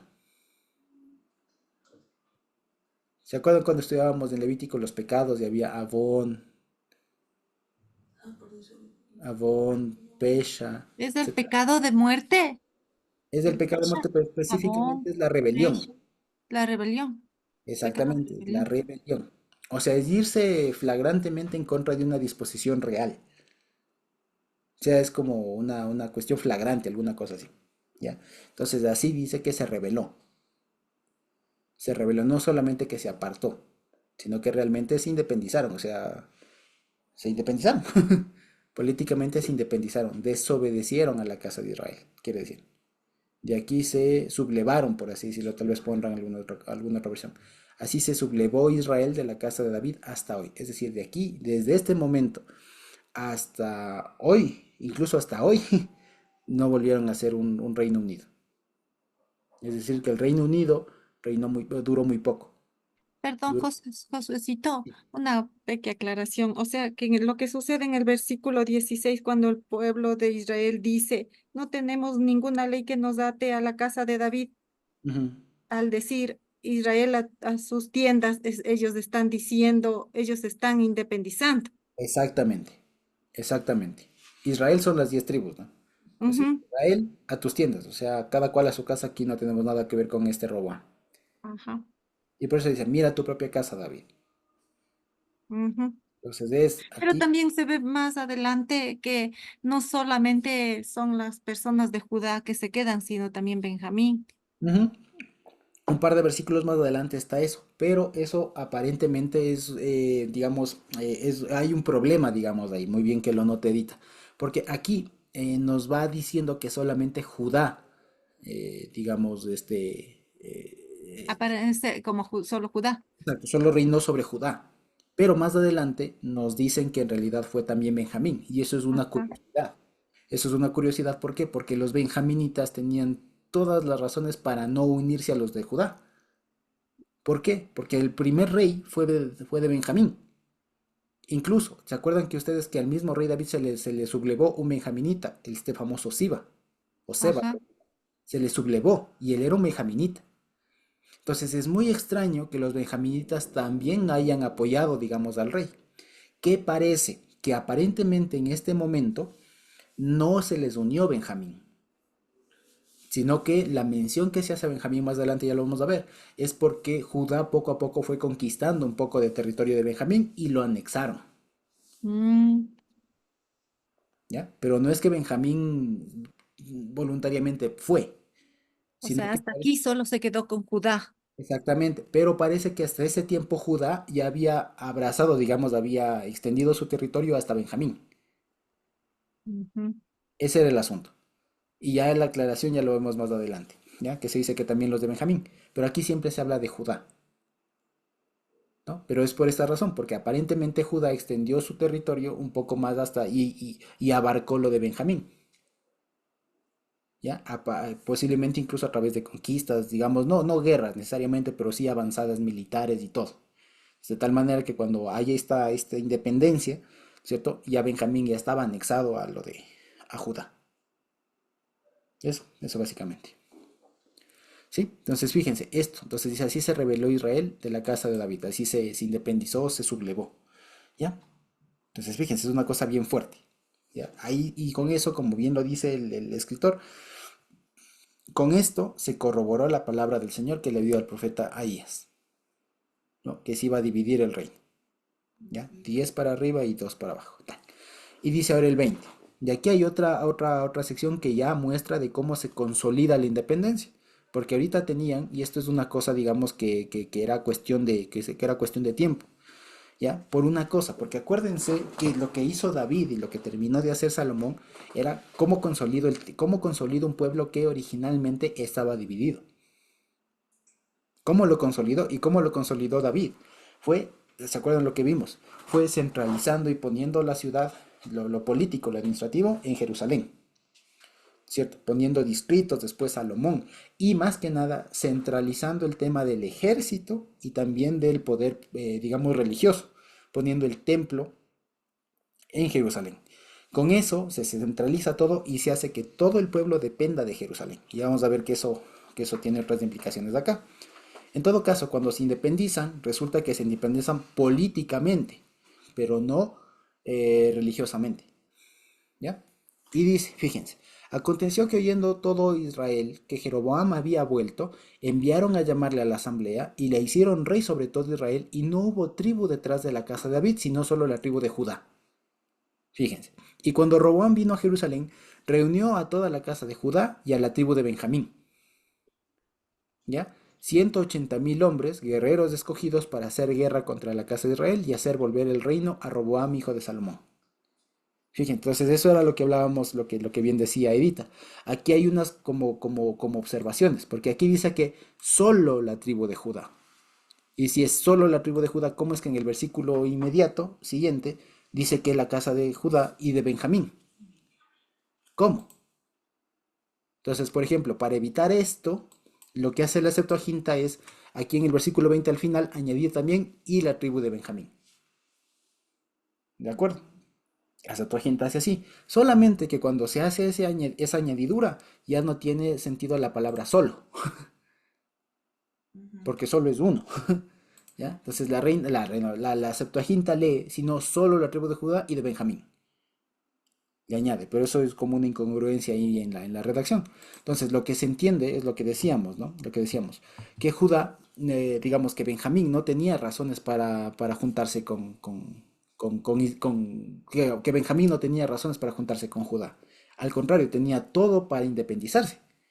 Pero parece ser que de alguna manera la administración, digamos, de Judá absorbió de alguna manera también el territorio de Benjamín. De tal manera que cuando ya se consolidó esta independencia, pues ya estaban añadidos y ya no, ya estaban anexados, digamos. Y ya simplemente quedaron las dos tribus ahí, Judá y Benjamín. ¿Sí? Eso, por ejemplo. Entonces, eso. Ahora, vale la pena decirlo. Hay quienes también opinan un poco, por ejemplo, haciendo referencia, y a algunos se les recuerda, ¿no? El tema este de cuando, justo hablando de la sequía, digamos, que hubo en la época de cuando José era ministro del faraón, ¿no? ¿Se acuerdan ustedes que bajan los hermanos de José y el José disfrazado, ¿cierto?, de egipcio, les dice que venga el hermano menor y todo lo demás, y el que se pone por garantía de la vida de Benjamín es Judá? ¿Se acuerdan ustedes de la historia? Entonces muchos ven algún vínculo acá, de que Judá siempre le va a proteger a Benjamín. Pero si ya lo vemos aquí, en realidad, y con toda la historia que hubo en el medio, no da. No da porque Benjamín tuvo su propia historia, tuvo su propio rey, Saúl. Ya tuvo su propio rey, tuvo su propia cosa, tuvo incluso alguien que se sublevó a David, ¿ya? Tuvo ese tipo de cosas, entonces no da para que se haya unido a la casa de David, toda la tribu. Entonces lo más seguro, digamos, lo más plausible que haya pasado es que poco a poco Judá fue absorbiéndola, ¿ya? Territorialmente y todo lo demás, de tal manera que cuando se consolidó la independencia, ya estaban consolidados los dos. ¿De acuerdo? Eso básicamente. Ahora, entonces dice, como ya le ungen como rey, le ponen como rey, ¿no es cierto? Le reconocen como rey a Jeroboam. Fíjense ustedes, esto era lo que tenían que hacer con Roboam, ¿no? Pues aquí ya lo hacen con Jeroboam. Las 10 tribus le reconocen a Jeroboam como rey, ¿no es cierto? Resulta que después Roboam enseguida intenta una cometida militar, ¿no es cierto? Un asedio, una guerra. Y reúne, dice, 180.000 hombres, ¿ya? La Septuaginta va a decir 120.000. El asunto es que eran un montón. Igual son cifras un poco infladas, ¿ya? Dice para hacer guerra contra la casa de Israel y hacer volver el reino a Roboam, hijo de Salomón. Entonces quería hacer un golpe de estado a Jeroboam. Quería tomar las cosas por la fuerza, ¿ya? Y dice, pero hubo palabra de Elohim, de Dios, a Semaías, varón de Dios, diciendo. Y este Semaías no se lo vuelve a nombrar más en la Biblia. Es la única vez que aparece. Y comienzan a aparecer, fíjense ustedes en el libro de Reyes, esta frase, varón de Dios. Que varón de Dios no es otra cosa sino una forma de decir profeta. ¿Ya? Comenzaban ya a ver los profetas desde antes incluso, pero aquí aparece este Semaías, no se le dice de plano profeta, pero sí se le dice varón de Dios. ¿Ya? Entonces dice a este Semaías, y a este Semaías Dios le dice, ¿no? Habla a Roboam, hijo de Salomón, rey de Judá, y a toda la casa de Judá y de Benjamín, y al resto del pueblo, diciendo, así ha dicho el Señor, no vayan ni hagan guerra contra sus hermanos, los hijos de Israel, vuélvanse cada varón a su casa, porque de mi parte ha venido este asunto. ¿Ya? Entonces la disposición de Dios fue, no subas, esto tiene que ser así. Es decir, que posiblemente, si es que Roboam subía con toda esta cometida, posiblemente sí lo lograba reunificar el reino.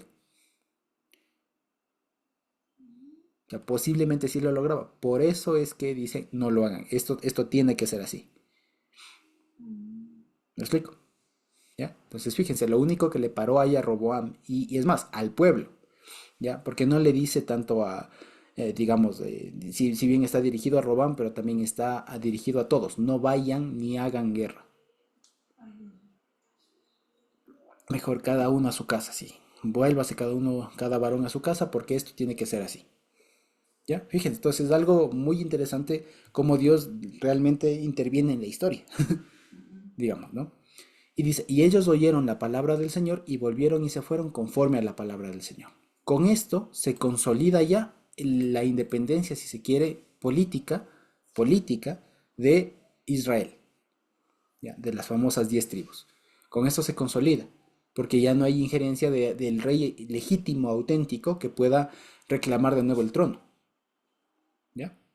Entonces aquí Jeroboam habría sido visto por parte de Roboam como un rey intruso, que está quitando 10 tribus, etcétera, 10 provincias, 10 territorios, si se quiere, ¿no es cierto? Pues aquí el Señor le dice no. Y a pesar de que tenía poder militar para posiblemente recuperar los territorios, la decisión divina fue no, así tiene que pasar. ¿De acuerdo? Y de aquí entonces viene un tema que es bastante debatido, que es por lo que se le critica, digamos, mucho a Jeroboam, ¿no es cierto? Por una razón, como decíamos, hasta ahorita las 10 tribus o el reino de Israel tenía independencia política, pero no tenía independencia religiosa. Porque al venir de una misma fuente religiosa, ¿no es cierto?, de venir de una misma creencia, de un mismo Dios a la final, ¿cierto?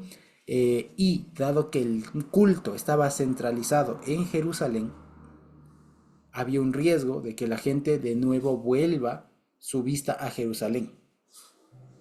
Y Jeroboam se da cuenta de eso. Y dice, fíjense, entonces reedificó Jeroboam a Siquem, en el monte de Efraín, y habitó en ella. Y saliendo de allí, reedificó a Penuel. Y dijo Jeroboam en su corazón, ahora se volverá el reino a la casa de David, si este pueblo subiere a ofrecer sacrificios en la casa del Señor en Jerusalén, porque el corazón de este pueblo se volverá a su señor, a Roboam, rey de Judá, y me matarán, y se volverán a Roboam, rey de Judá. Y habiendo pedido consejo el rey, fíjense, no, hizo 2 becerros de oro, y les dijo, suficiente para ustedes de subir a Jerusalén. He aquí tus Elohim, Israel, los cuales te hicieron subir de la tierra de Egipto. y puso uno en Betel y otro en Dan. Y este asunto fue pecado. Y el pueblo iba delante de uno hasta Dan. Hizo también casas de Bamot, o sea, lugares elevados, e hizo sacerdotes de los confines del pueblo, que no eran de los hijos de Leví. Y Jeroboam hizo fiesta en el mes octavo, a los 15 días del mes, conforme a la fiesta que había en Judá, y ofreció sobre un altar. Así hizo en Betel, sacrificando a los dos becerros que había, a los becerros que había hecho, y puso sacerdotes de lugares altos en Betel que él había hecho. Sacrificó pues sobre el altar que él había hecho en Betel a los 15 días del mes octavo, el mes que él había inventado de su propio corazón, e hizo fiesta a los hijos de Israel y subió el altar para quemar incienso. Fíjense ustedes, ahora aquí hay algunas cosas que notar. Si me dan un minutito, les comparto el mapa, que me olvidé de tenerlo a la mano, pero ya les encuentro enseguida. Vamos a ver. Ya, vamos a ver nada más una cosa. Para que no hablemos así de memoria, porque si yo les digo dibújenme en el mapa dónde está Siquem, capaz que no lo logramos. ¿Es cierto? Entonces vamos a ver. Vamos a ver, ya les ubico dónde está Siquem. Entonces dice.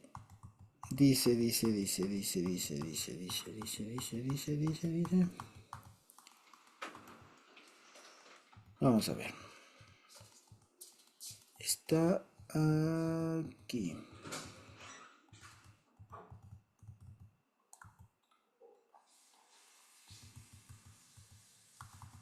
A ver. Ya llego.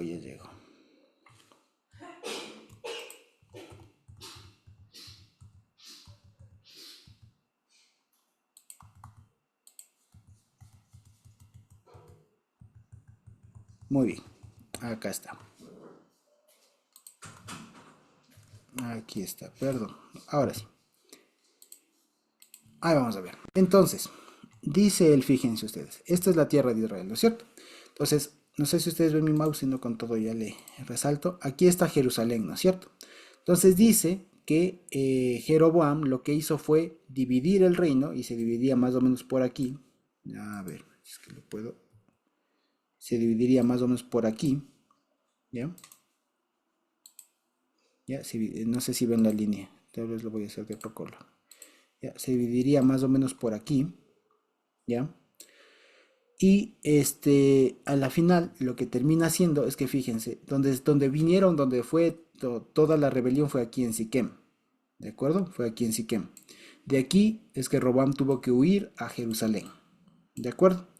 Ahora, ¿dónde está poniendo Jeroboam todas sus cosas? Jeroboam está poniendo el uno aquí en Betel, al sur, y el otro está poniendo acá arriba, que ya no me alcanzó en el mapa, permítanme, lo voy a hacer un poquito más, ¿dónde está Dan?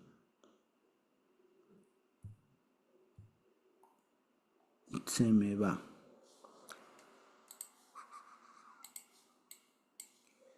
Dan en el norte, ¿dónde está? Se me va. Acá está, ya le encontré. Aquí está. Muy bien. Entonces, fíjense ustedes. El uno estaría aquí en Betel y el otro está acá en Dan. ¿De acuerdo? Entonces, fíjense ustedes, son dos lugares, son dos polos opuestos, digamos, lo que hace el poner un becerro de oro. ¿De acuerdo? Entonces, eso. Y lo que pasó, digamos, la unción y todo esto estaba aquí en Siquem. ¿Ya? Donde se dio la rebelión. ¿De acuerdo? Ahora, si ustedes se dan cuenta, fíjense, está uno bien al norte y otro bien al sur, digamos, del reino de Israel. ¿De acuerdo? Eso era lo que les quería compartir. Ahora, si volvemos al texto, ¿ya? Si volvemos al texto, fíjense ustedes que el temor que él tenía era cierto. El temor que él tenía era cierto. Porque lo que él decía es, bueno, a la final ya soy independiente de manera política. En lo político ya no tengo injerencia de los de Judá. Pero resulta que el pueblo todavía tiene un vínculo con la religión, por así decirlo, con el culto que se maneja en el templo de Jerusalén. ¿Y ahora cómo le hago? Y el asunto fue reestructurar, o digamos, algunos le suelen decir así, no, fue una reforma religiosa que hizo Jeroboam.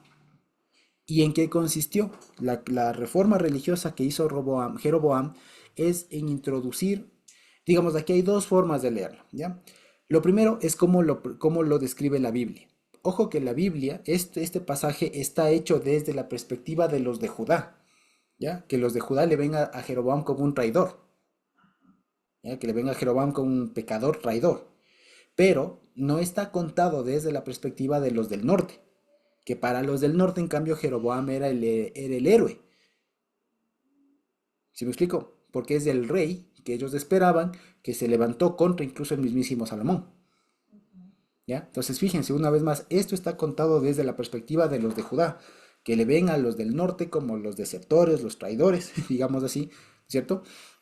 Y además ahora les presentan como idólatras. Pero vamos a ver, objetivamente, aquí nos dice que Jeroboam hizo o dividió el culto. Para que no vayan a Jerusalén, lo que hizo es poner en Betel y en Dan dos lugares altos, y mandó a hacer 2 becerros de oro. Y les dice, presentándoles a los becerros de oro como, estos son tus dioses, los que te hicieron subir de Egipto. ¿Cierto? Y cualquiera de nosotros pensaría que es que Jeroboam introduce dioses ajenos. ¿Me explico? Pero si, digamos, y eso al parecer es como lo entendieron o como lo presentan los de la tribu de Judá, los que escribieron este texto. Le presentan a Jeroboam como alguien idólatra. Y es más, como alguien politeísta, porque presenta a 2 dioses, a uno en el norte y uno en el sur. Presenta a 2 dioses, ¿de acuerdo? Entonces le presentan como alguien muy pecador. Pero, ¿qué pasa? Si vamos así, digamos, si somos un poco más objetivos con todo eso, y no porque la Biblia no lo sea, sino porque esto está, digamos, vale la pena decirlo, tiene como el sesgo de los de Judá, ¿ya? Pero si vemos la historia, si solamente los hechos, nos podemos ver otros asuntos. ¿Qué pasa? Resulta que Jeroboam está haciendo algo muy, muy parecido a lo que hizo Aarón en Éxodo 32. ¿Alguien se acuerda de lo que pasó con la figura o con la historia del becerro de oro? ¿Quién se acuerda de eso? ¿Quién nos lo recuerda así rapidito? ¿Quién se acuerda? Le hizo un becerro de oro. Ajá. Les dio un Dios cuando ya no bajaba pronto Moisés y le dijo, aquí está tu Dios, Israel, que te sacó de la tierra de Egipto y todo eso. Ujú. Exacto, ¿cierto? ¿Y cuál era el asunto? Y además también, fíjense que hay algunas cosas muy, muy iguales. Primero, hay un cambio de autoridad. Hay un cambio de autoridad. En este tiempo, en Éxodo, Moisés. no hay Moisés, ¿cierto? No hay Moisés, aquí le ponen a Jeroboam. Como consecuencia, se cambia el modelo de culto, y lo que hace Aarón en ese tiempo es crear, o sea, fundir el becerro de oro y decirle, este es tu Dios, ¿cierto? Este es tu Dios, y llama a fiesta, o sea, convoca un día sagrado, ¿cierto? Y hace todo un culto y todo lo demás. Resulta que eso es lo mismo que hace aquí Roboam. Roboam hace exactamente lo mismo que hizo Aarón en su momento. ¿Ya? Es más, muchos ven un montón más de similitudes entre Éxodo 32, que es la historia del becerro de oro, con esta de llamémoslo así, la historia de los becerros de oro, porque aquí son 2. ¿De acuerdo? El asunto es que hay que ver muy bien cómo funciona la cosa. Y se acuerdan ustedes lo que veíamos lo que estudiábamos cuando analizábamos ese pasaje. Nosotros, y aparentemente los de Judá también entendieron que la inclusión de los becerros de oro era introducir ídolos al culto y ya no celebrar, y lo que cualquiera de nosotros entendería es que ya no adoraban a Dios, a Hashem, digamos, a Yud-Heh-Vav-Heh, ya no adoraban a Dios, sino a los becerros, ¿cierto? O sea, cambiaron a Dios por un becerro de oro. Resulta que no fue así. ¿Qué es lo que estaba en la mente de Jeroboam y qué es lo que estaba en la mente de Aarón? Estaba cambiar el lugar de habitación, el lugar de asiento, digamos, de cambiar el trono, si se quiere, el mobiliario. Porque lo que pasó con Aarón allá en el monte Sinaí, que no bajaba, ¿no es cierto?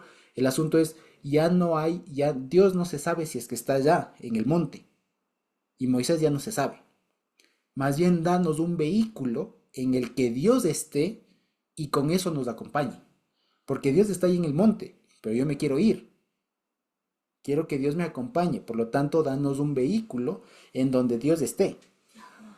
¿Ya? Y por eso es que Aarón crea, o sea, funde el becerro de oro. Y lo que dice es, este es tu nuevo Dios, pero no está señalándole al becerro de oro como Dios, sino como el vehículo donde iba a montarse Dios. ¿Ya? Roboam hace lo mismo, ¿ya? Roboam hace lo mismo. Y no pone uno, pone dos, y dice, estos son tus dioses, ¿ya? Este es tu Dios, Israel, el cual te hizo subir de la tierra de Egipto. Y pero ¿cuál era la idea? No era la idea de Jeroboam ni la de Aarón que se adore al becerro, sino que se adore al que está sobre el becerro. Es decir, Israel no fue, técnicamente, no fue idólatra, porque nunca adoró a los becerros. Siguieron adorando a Dios, porque nunca adoraron al animal, al ídolo, no adoraron al ídolo, adoraron al que estaba sobre el ídolo. ¿Ya? Y aquí, por ejemplo, no sé si ustedes han visto esta imagen, ¿ya? Para que no nos olvidemos. Por ejemplo, si ustedes se fijan, miren ustedes esta imagen de aquí. ¿Pueden verla? Ya le voy a abrir en una sola, ¿ya? En una pestaña nueva. Fíjense, este es el dios sumerio, si no estoy mal, o mesopotámico, Adad, ¿no? Si no estoy mal, sí, Adad. Ajá, Adad. Y es un dios, fíjense, ¿sobre qué está montado? ¿Sí ven? ¿Sobre qué está montado? ¿Sí lo ven? Está montado sobre un becerro. Está montado sobre un becerro.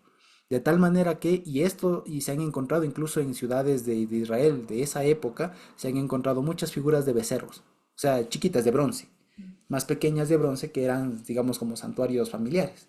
Entonces, nunca, pero lo que quiero decir es, esta es la imagen, exacto, esta es la imagen que tenía la gente en ese tiempo. Entonces, cuando alguien ponía un becerro, ¿ya? No estaba adorando al becerro, estaba adorando al que estaba sobre,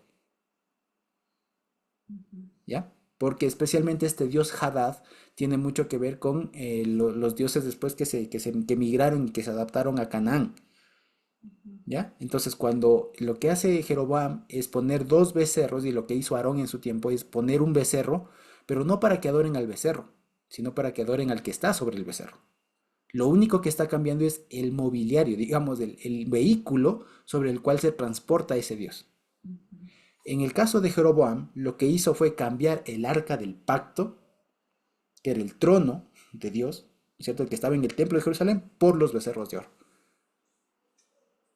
Entonces, en principio, y así, si quiero ponerme muy técnico, los de Israel y Aarón no hicieron idolatría, porque no es que adoraron a los becerros, seguían adorando a Dios.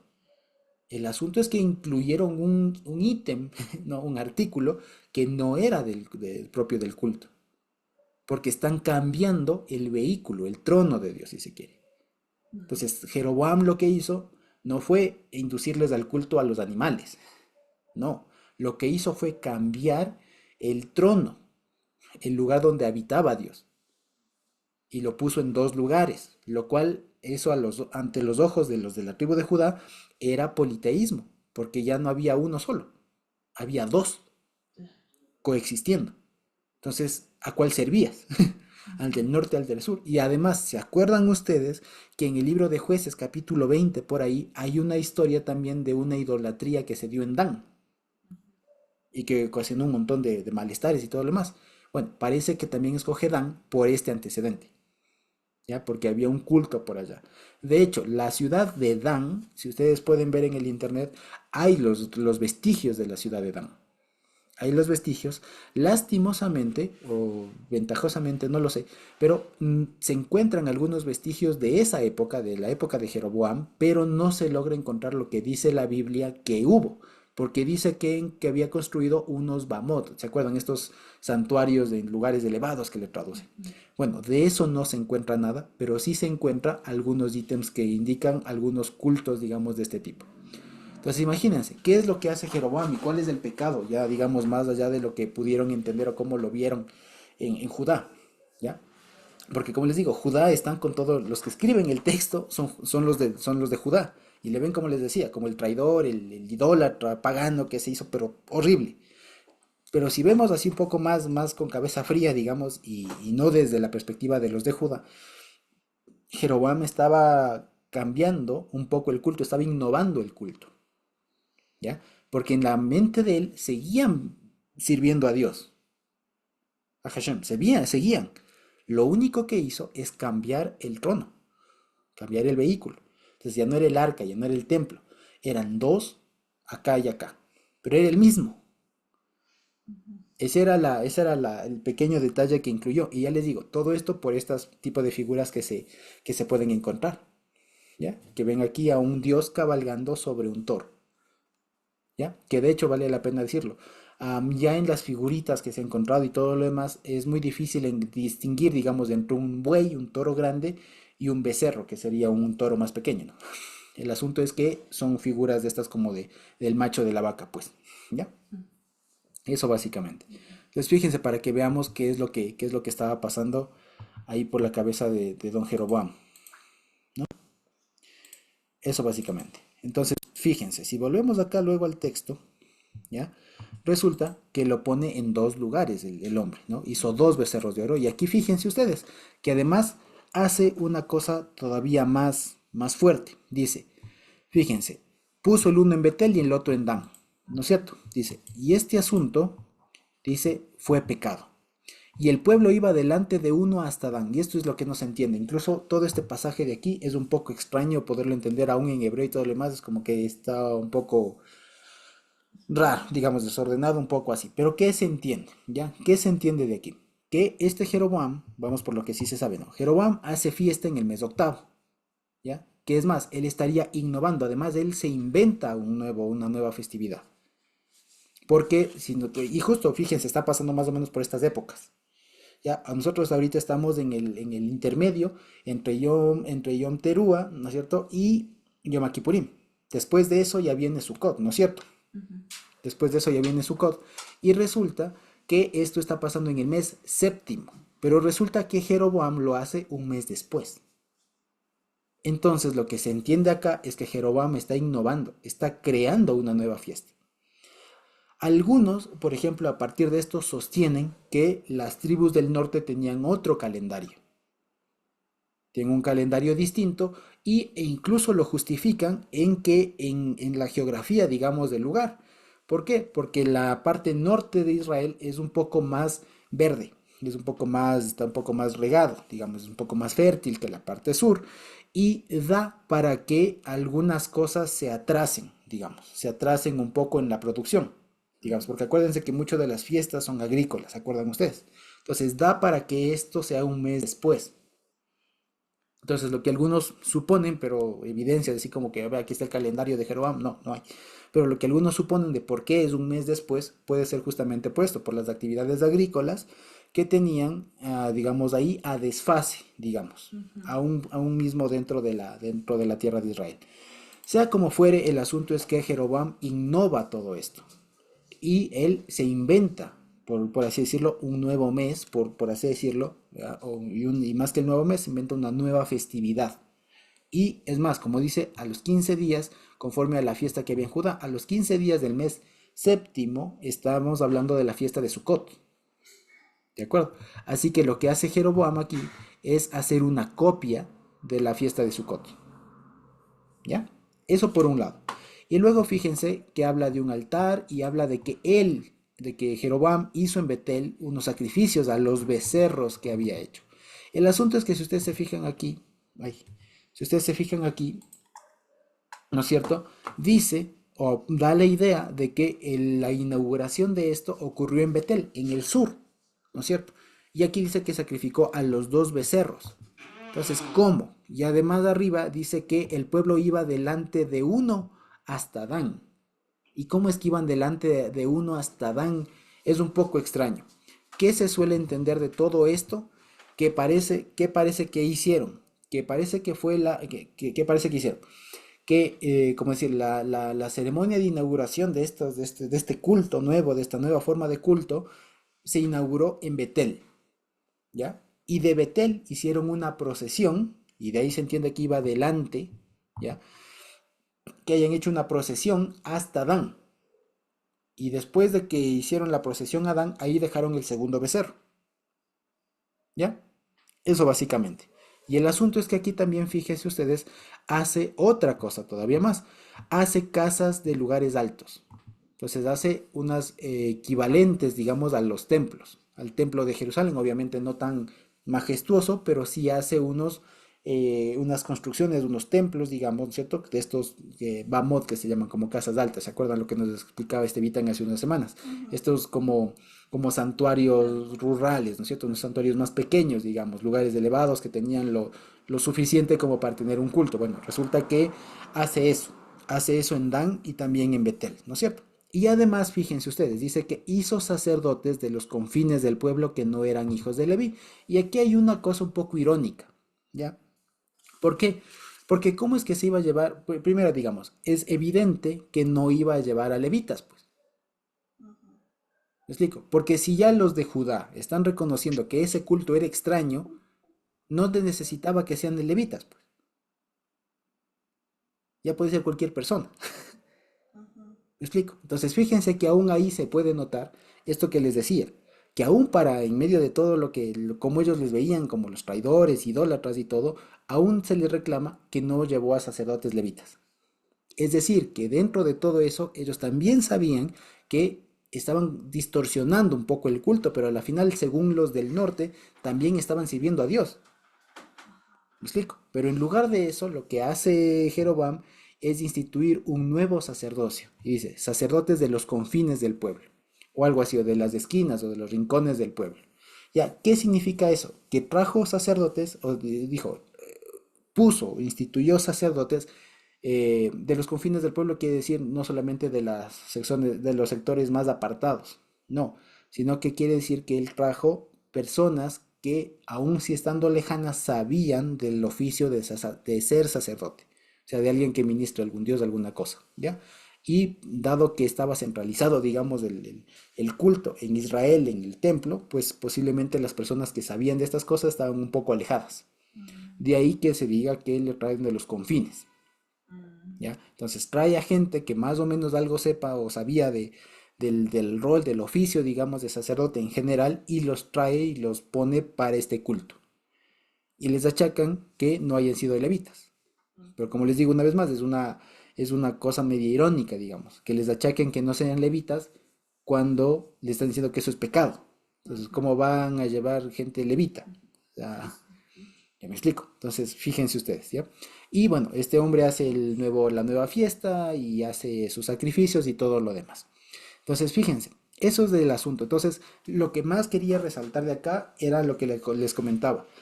A partir, lo que ahorita vemos es la perspectiva de los de Judá, ¿ya? De los de Judá, cómo les vieron a los otros que se fueron. Y estamos viendo cómo nos cuentan alguien desde Judá, desde Jerusalén, por así decirlo, cómo vio todo lo que pasó con Jeroboam. Pero si lo vemos lo mismo desde la perspectiva de Jeroboam, Jeroboam no está cambiando a Dios, no está cambiando de Dios. Lo que está haciendo es innovando, por así decirlo, el culto, ¿ya? No digo que eso esté bien, está mal. Pero si me quiero poner un poquito técnico, no está cambiando de Dios. ¿Ya? No está cambiando de Dios. Es el mismo. Pero lo que pasa es que ellos cambian los implementos, digamos, cambian las prácticas. Por ejemplo, en lugar de ir al templo y en lugar de referirse al arca del pacto como el trono de Dios, pues acá lo ponen sobre 2 becerros de oro. Y ya no sobre uno, sino sobre 2. Y ya no tienen las fiestas en la época que eran, sino en otra. ¿Me explico? Y cambian las cosas. ¿Ya? De ahí que, por ejemplo, se asemeje muchísimo también, una vez más, a lo que pasó en el Éxodo 32 con Aarón, que Aarón tampoco tuvo la idea, en su idea no estuvo que la gente adore al becerro de oro. Lo que él quiso, la idea de todos era que si Dios habitaba en el monte Sinaí, de ahí parece que no se mueve, que nos cambies de vehículo para que Dios nos acompañe. Y se instituyan nuevas fiestas, nuevas prácticas en función de ese nuevo vehículo. De ahí el pueblo siempre siguió a Dios, siempre, siempre, nunca cambió, digamos. Pero lo que cambiaron es el vehículo, es el trono, si se quiere. ¿Ya? Eso, y fíjense, y eso todavía es más grave.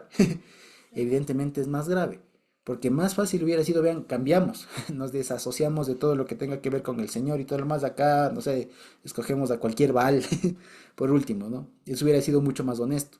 Pero Jeroboam sabía que no podía cambiarles de Dios, porque todos tenían su vínculo con el templo, todos tenían su filiación allá. Entonces, ¿qué fue el asunto de él? Muy inteligente, por así decirlo, ¿no? Fue decir, seguimos sirviendo al mismo Dios, pero a través de estos otros implementos, ¿ya?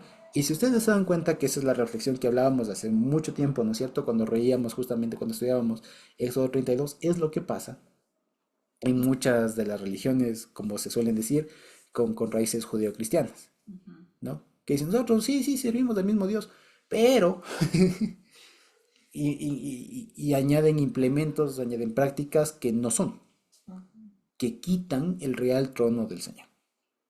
¿Ya? Entonces, el asunto, fíjense que aquí, por eso es que les comentaba, todo este capítulo constituye lo que se llama una historia de sabiduría, porque da mucho para entender cómo es que funciona la cosa, digamos, o sea, da mucho para aprender tiene mucha sabiduría, o sea, tiene mucho de inteligencia, tiene muchos consejos de saber, por ejemplo, qué consejo optar, qué consejo saber tomar, qué consejo saber seguir.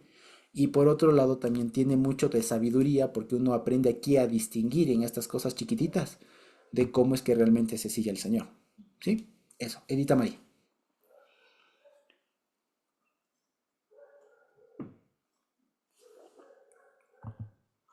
Discul- disculpa, ¿qué diferencia de consejo, no? Porque también decía que Jeroboam pidió consejo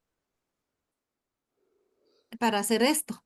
Ujú, Imagínate, o sea, el consejo que darían los ancianos. Al decir ancianos, nos estamos refiriendo a la experiencia que tenían, no ujú, por la edad. Pero en este caso, los que aconsejaron a Jeroboam, ¿cómo aconsejaron? Pese a que también Hashem le dio la Baal, digamos, fue decisión de Dios para que Jeroboam tuviera las 10 tribus. No tenía necesidad primero de hacer esos becerros, ujú. porque ya le dijo que él Ajá, será el rey de las 10 tribus. tal cual. Y también los que le aconsejaron mal, porque también ahí Jeroboam tuvo ese miedo, esa, o le aconsejaron mal, también tuvo miedo, las dos cosas, Ujú, para que haga eso que estuvo ante los ojos de Dios mal. ujú. Tal cual. El asunto, como bien lo dice Edita, aquí radica mucho en cómo seguir el consejo. Y además una cosa, la conjugación verbal del verbo aconsejar, la mayoría de veces que aparece acá, está en una conjugación que se llama nifal. Y el nifal en este contexto es reflexivo. Por ejemplo, cuando aquí Roboam les dice a los ancianos, ¿no? Les dice a los ancianos, que dice, les dice, pidió consejo a los ancianos. Esta, la forma, digamos, un poco más literal de traducirle, no es necesariamente pidió consejo. Lo más literal sería algo así como, les pidió que ellos busquen el consejo entre ellos, digamos, algo así sería, ¿ya? O sea, Roboam fue y les pidió que ellos busquen el consejo entre ellos. O sea, la idea del verbo de, este, edifi- Ajá. de esta conjugación es que primero los consejeros, los consejeros entre ellos mismos debatan, digamos, conversen, se aconsejen, por así decirlo, es decir, conversen, vean qué es, debatan y tal, y después eso, la resolución, le den a él. Entonces, este tema del verbo aconsejar tiene que ver mucho con este tema como de pedir opiniones y tal. Entonces, Ajá. este mismo verbo y así tal cual como aparece aquí, es el que aparece acá con Jeroboam. En el 28, Exactamente, pidió donde consejo, dice, y habiendo pedido consejo. pedido consejo. Exactamente. Eso significa que él también tenía su grupo de consejeros, digamos, y que él Ajá, también fue y les dijo, oigan, ¿qué hacemos? ajá. Lo que significa que los consejeros debatieron, o sea, se conversaron, vieron alternativas y eso le dijeron a Jeroboam y lo optó. Ahora, ya en el Y capítulo esa es la siguiente, parte también que podría aclarar, o creo que no estaría de más pedir consejos si el Señor ya le estableció como rey de las 10 tribus. exactamente, Ahí comenzó el error. claro, el error fue, digamos, aquí el error cometen los dos, el mismo, es desesperarse, Ajá, cometen el error de desesperarse y seguir un mal consejo, porque el sí, error no está en pedir consejo, el error está en seguir el consejo malo, ese es el ujú, error, ¿no? Porque de ahí, por ejemplo, el mismo proverbio dice, ¿no? En la multitud de consejos está, ¿cómo es que dice? la sabiduría. La sabiduría, exacto, en la multitud de consejos hay sabiduría. Entonces, claro, pero entiéndase consejo, o sea, el consejo eh, no es solamente como esa recomendación, ¿no? Una recomendación, no, el consejo aquí significa una deliberación, o sea, una discusión que ha tenido algunas personas, ¿no es cierto? Que Ujú, producto de esa discusión sale una decisión, sale una acción. Ese es en ese sentido consejo, no es solamente como que verás, te doy un consejo, sé buena persona, salud. No, no es ese consejo de una bonita recomendación. No, no. Aquí el consejo es pide saber qué hacer, pero realmente qué hacer, qué decidir. Y eso implica que hay algunas personas que debaten antes. Entonces el asunto es que por ejemplo, con Roboam debatieron y se aconsejaron en ese sentido, ¿no? Los viejos y dieron una resolución. Lo mismo hicieron los otros y sacaron otra. ajá, Entonces el asunto acá es que siguieron el mal consejo. La diferencia también con Jeroboam es que no tiene un consejo antiguo. claro. Aquí son todos nuevos y evidentemente fallan. O sea, se equivocan, pues. Claro. Se equivocan. Por eso es que todo lo que está haciendo aquí ahorita en el capítulo siguiente vamos a ver que Dios le cae por eso. Ujú, Dios le cae por eso, entonces está mal. De ahí, por ejemplo, que ya para nosotros, ¿no es cierto? Ya para nosotros, lo que nos queda, digamos, lo que podemos apreciar mucho acá es justamente, habrá momentos en la vida en donde requiramos consejo, o sea, requiramos una dirección. Y es bueno saber de dónde pido el consejo. Por lo general, he de preferir entonces a quienes tengan experiencia en ese asunto. Si es que es alguien que no tiene experiencia en ese asunto, me va a dar un mal consejo. Posiblemente me suene bien, pero ya si lo pongo en práctica van a ver que es perjudicial. Y no porque la gente posiblemente no tenga buenas intenciones, ¿ya? Sino porque es que no tiene experiencia, ¿ya? Acuérdense siempre de Roboam. Al momento de pedir un consejo, apoyémonos en las personas que tienen experiencia en el asunto. Dicho de otra manera, apóyense en personas que han pasado por eventos similares y les ha ido bien. Ese es el asunto, ¿ya? Y no buscar la experiencia, si se quiere, de gente que no tiene experiencia. Es más o menos lo que veíamos ayer en Lucas, ¿no? El tema de un ciego no puede guiar a otro ciego. Bueno, es esto. O sea, un neófito no puede guiar a otro neófito. O sea, si voy a buscar un consejo, busco el consejo de alguien que sepa, no de alguien que recién esté empezando o que sepa poco. Ese es el asunto, ¿ya?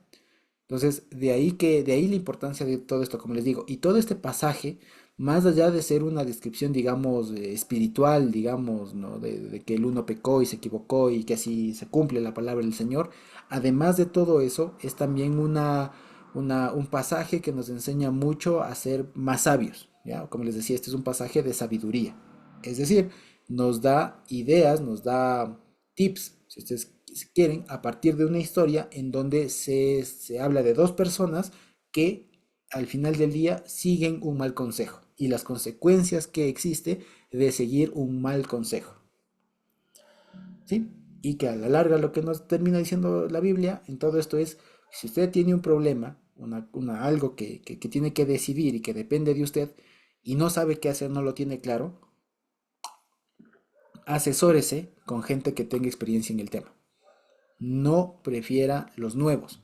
Así sea que le digan lo que usted quiere escuchar, asesórese más bien con gente que sepa lo que del asunto, que sepa del asunto.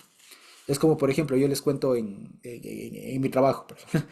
En mi trabajo hay un montón de materias, ¿no? Un montón de ramas de lo que es del derecho. Entonces, por ejemplo, si es que a mí me viene un caso penal, ¿ya? Y necesito resolver un caso penal, no me voy a apoyar pues con el que es experto en derecho tributario. Explico, no me voy a apoyar con el que es un crack en derecho aduanero. No, pues yo lo que necesito es alguien que sepa de penal, ¿ya? O no me voy a apoyar en el recién graduado. ¿Me explico? No por menospreciarles nada, sino porque si es que tengo un caso y de pronto es complicado, voy a preferir a alguien que tenga conocimiento, que sepa cómo funciona las normas, la práctica y cómo es todo ese asunto. ¿Me explico? Eso, por ejemplo. Entonces, de ahí ese es el mejor, digamos, la mejor conclusión que podemos sacar de todo esto. Si hemos de buscar un consejo, busquémoslo de alguien que tenga experiencia en esto, más que buena voluntad. ¿Ya? Alguien que tenga experiencia, siempre va a ser mucho más valioso. ¿Sí? Y que además siempre hay alguien que sepa. ¿Sí? Siempre hay alguien que sepa. Eso.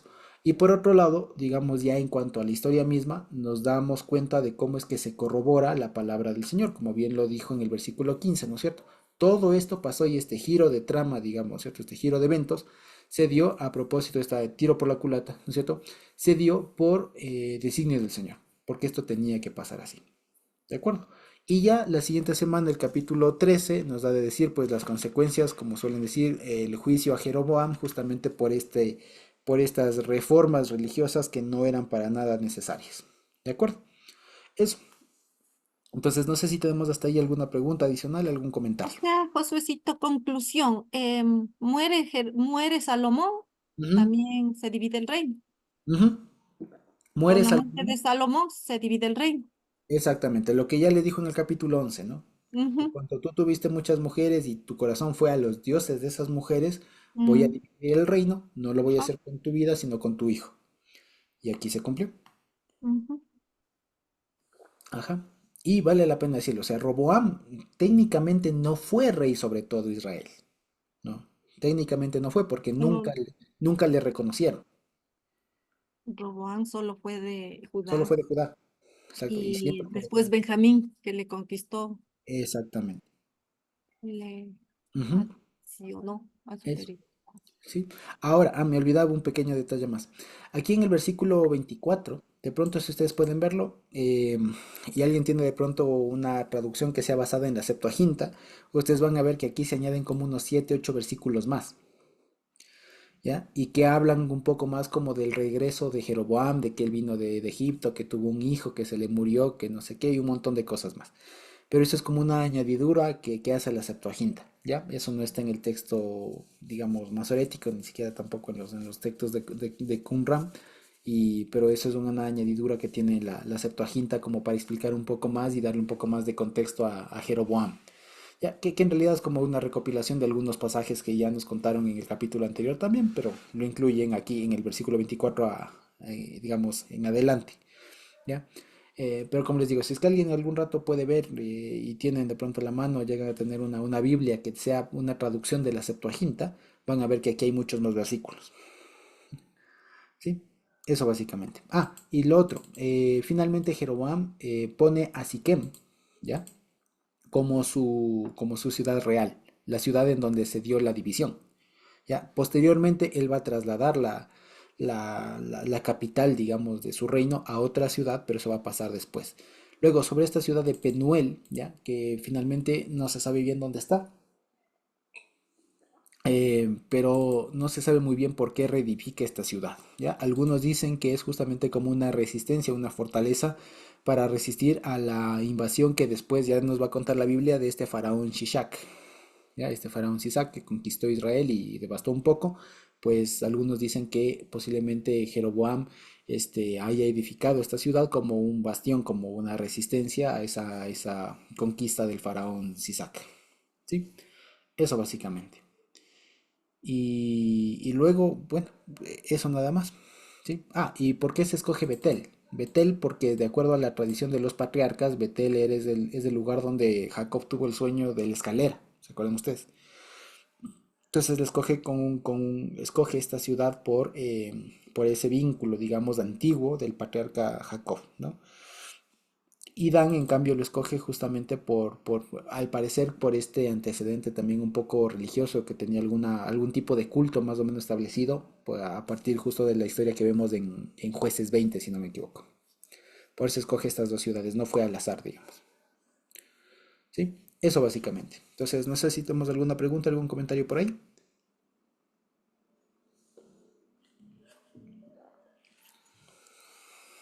Y si no, creo que podemos terminar la grabación por hoy.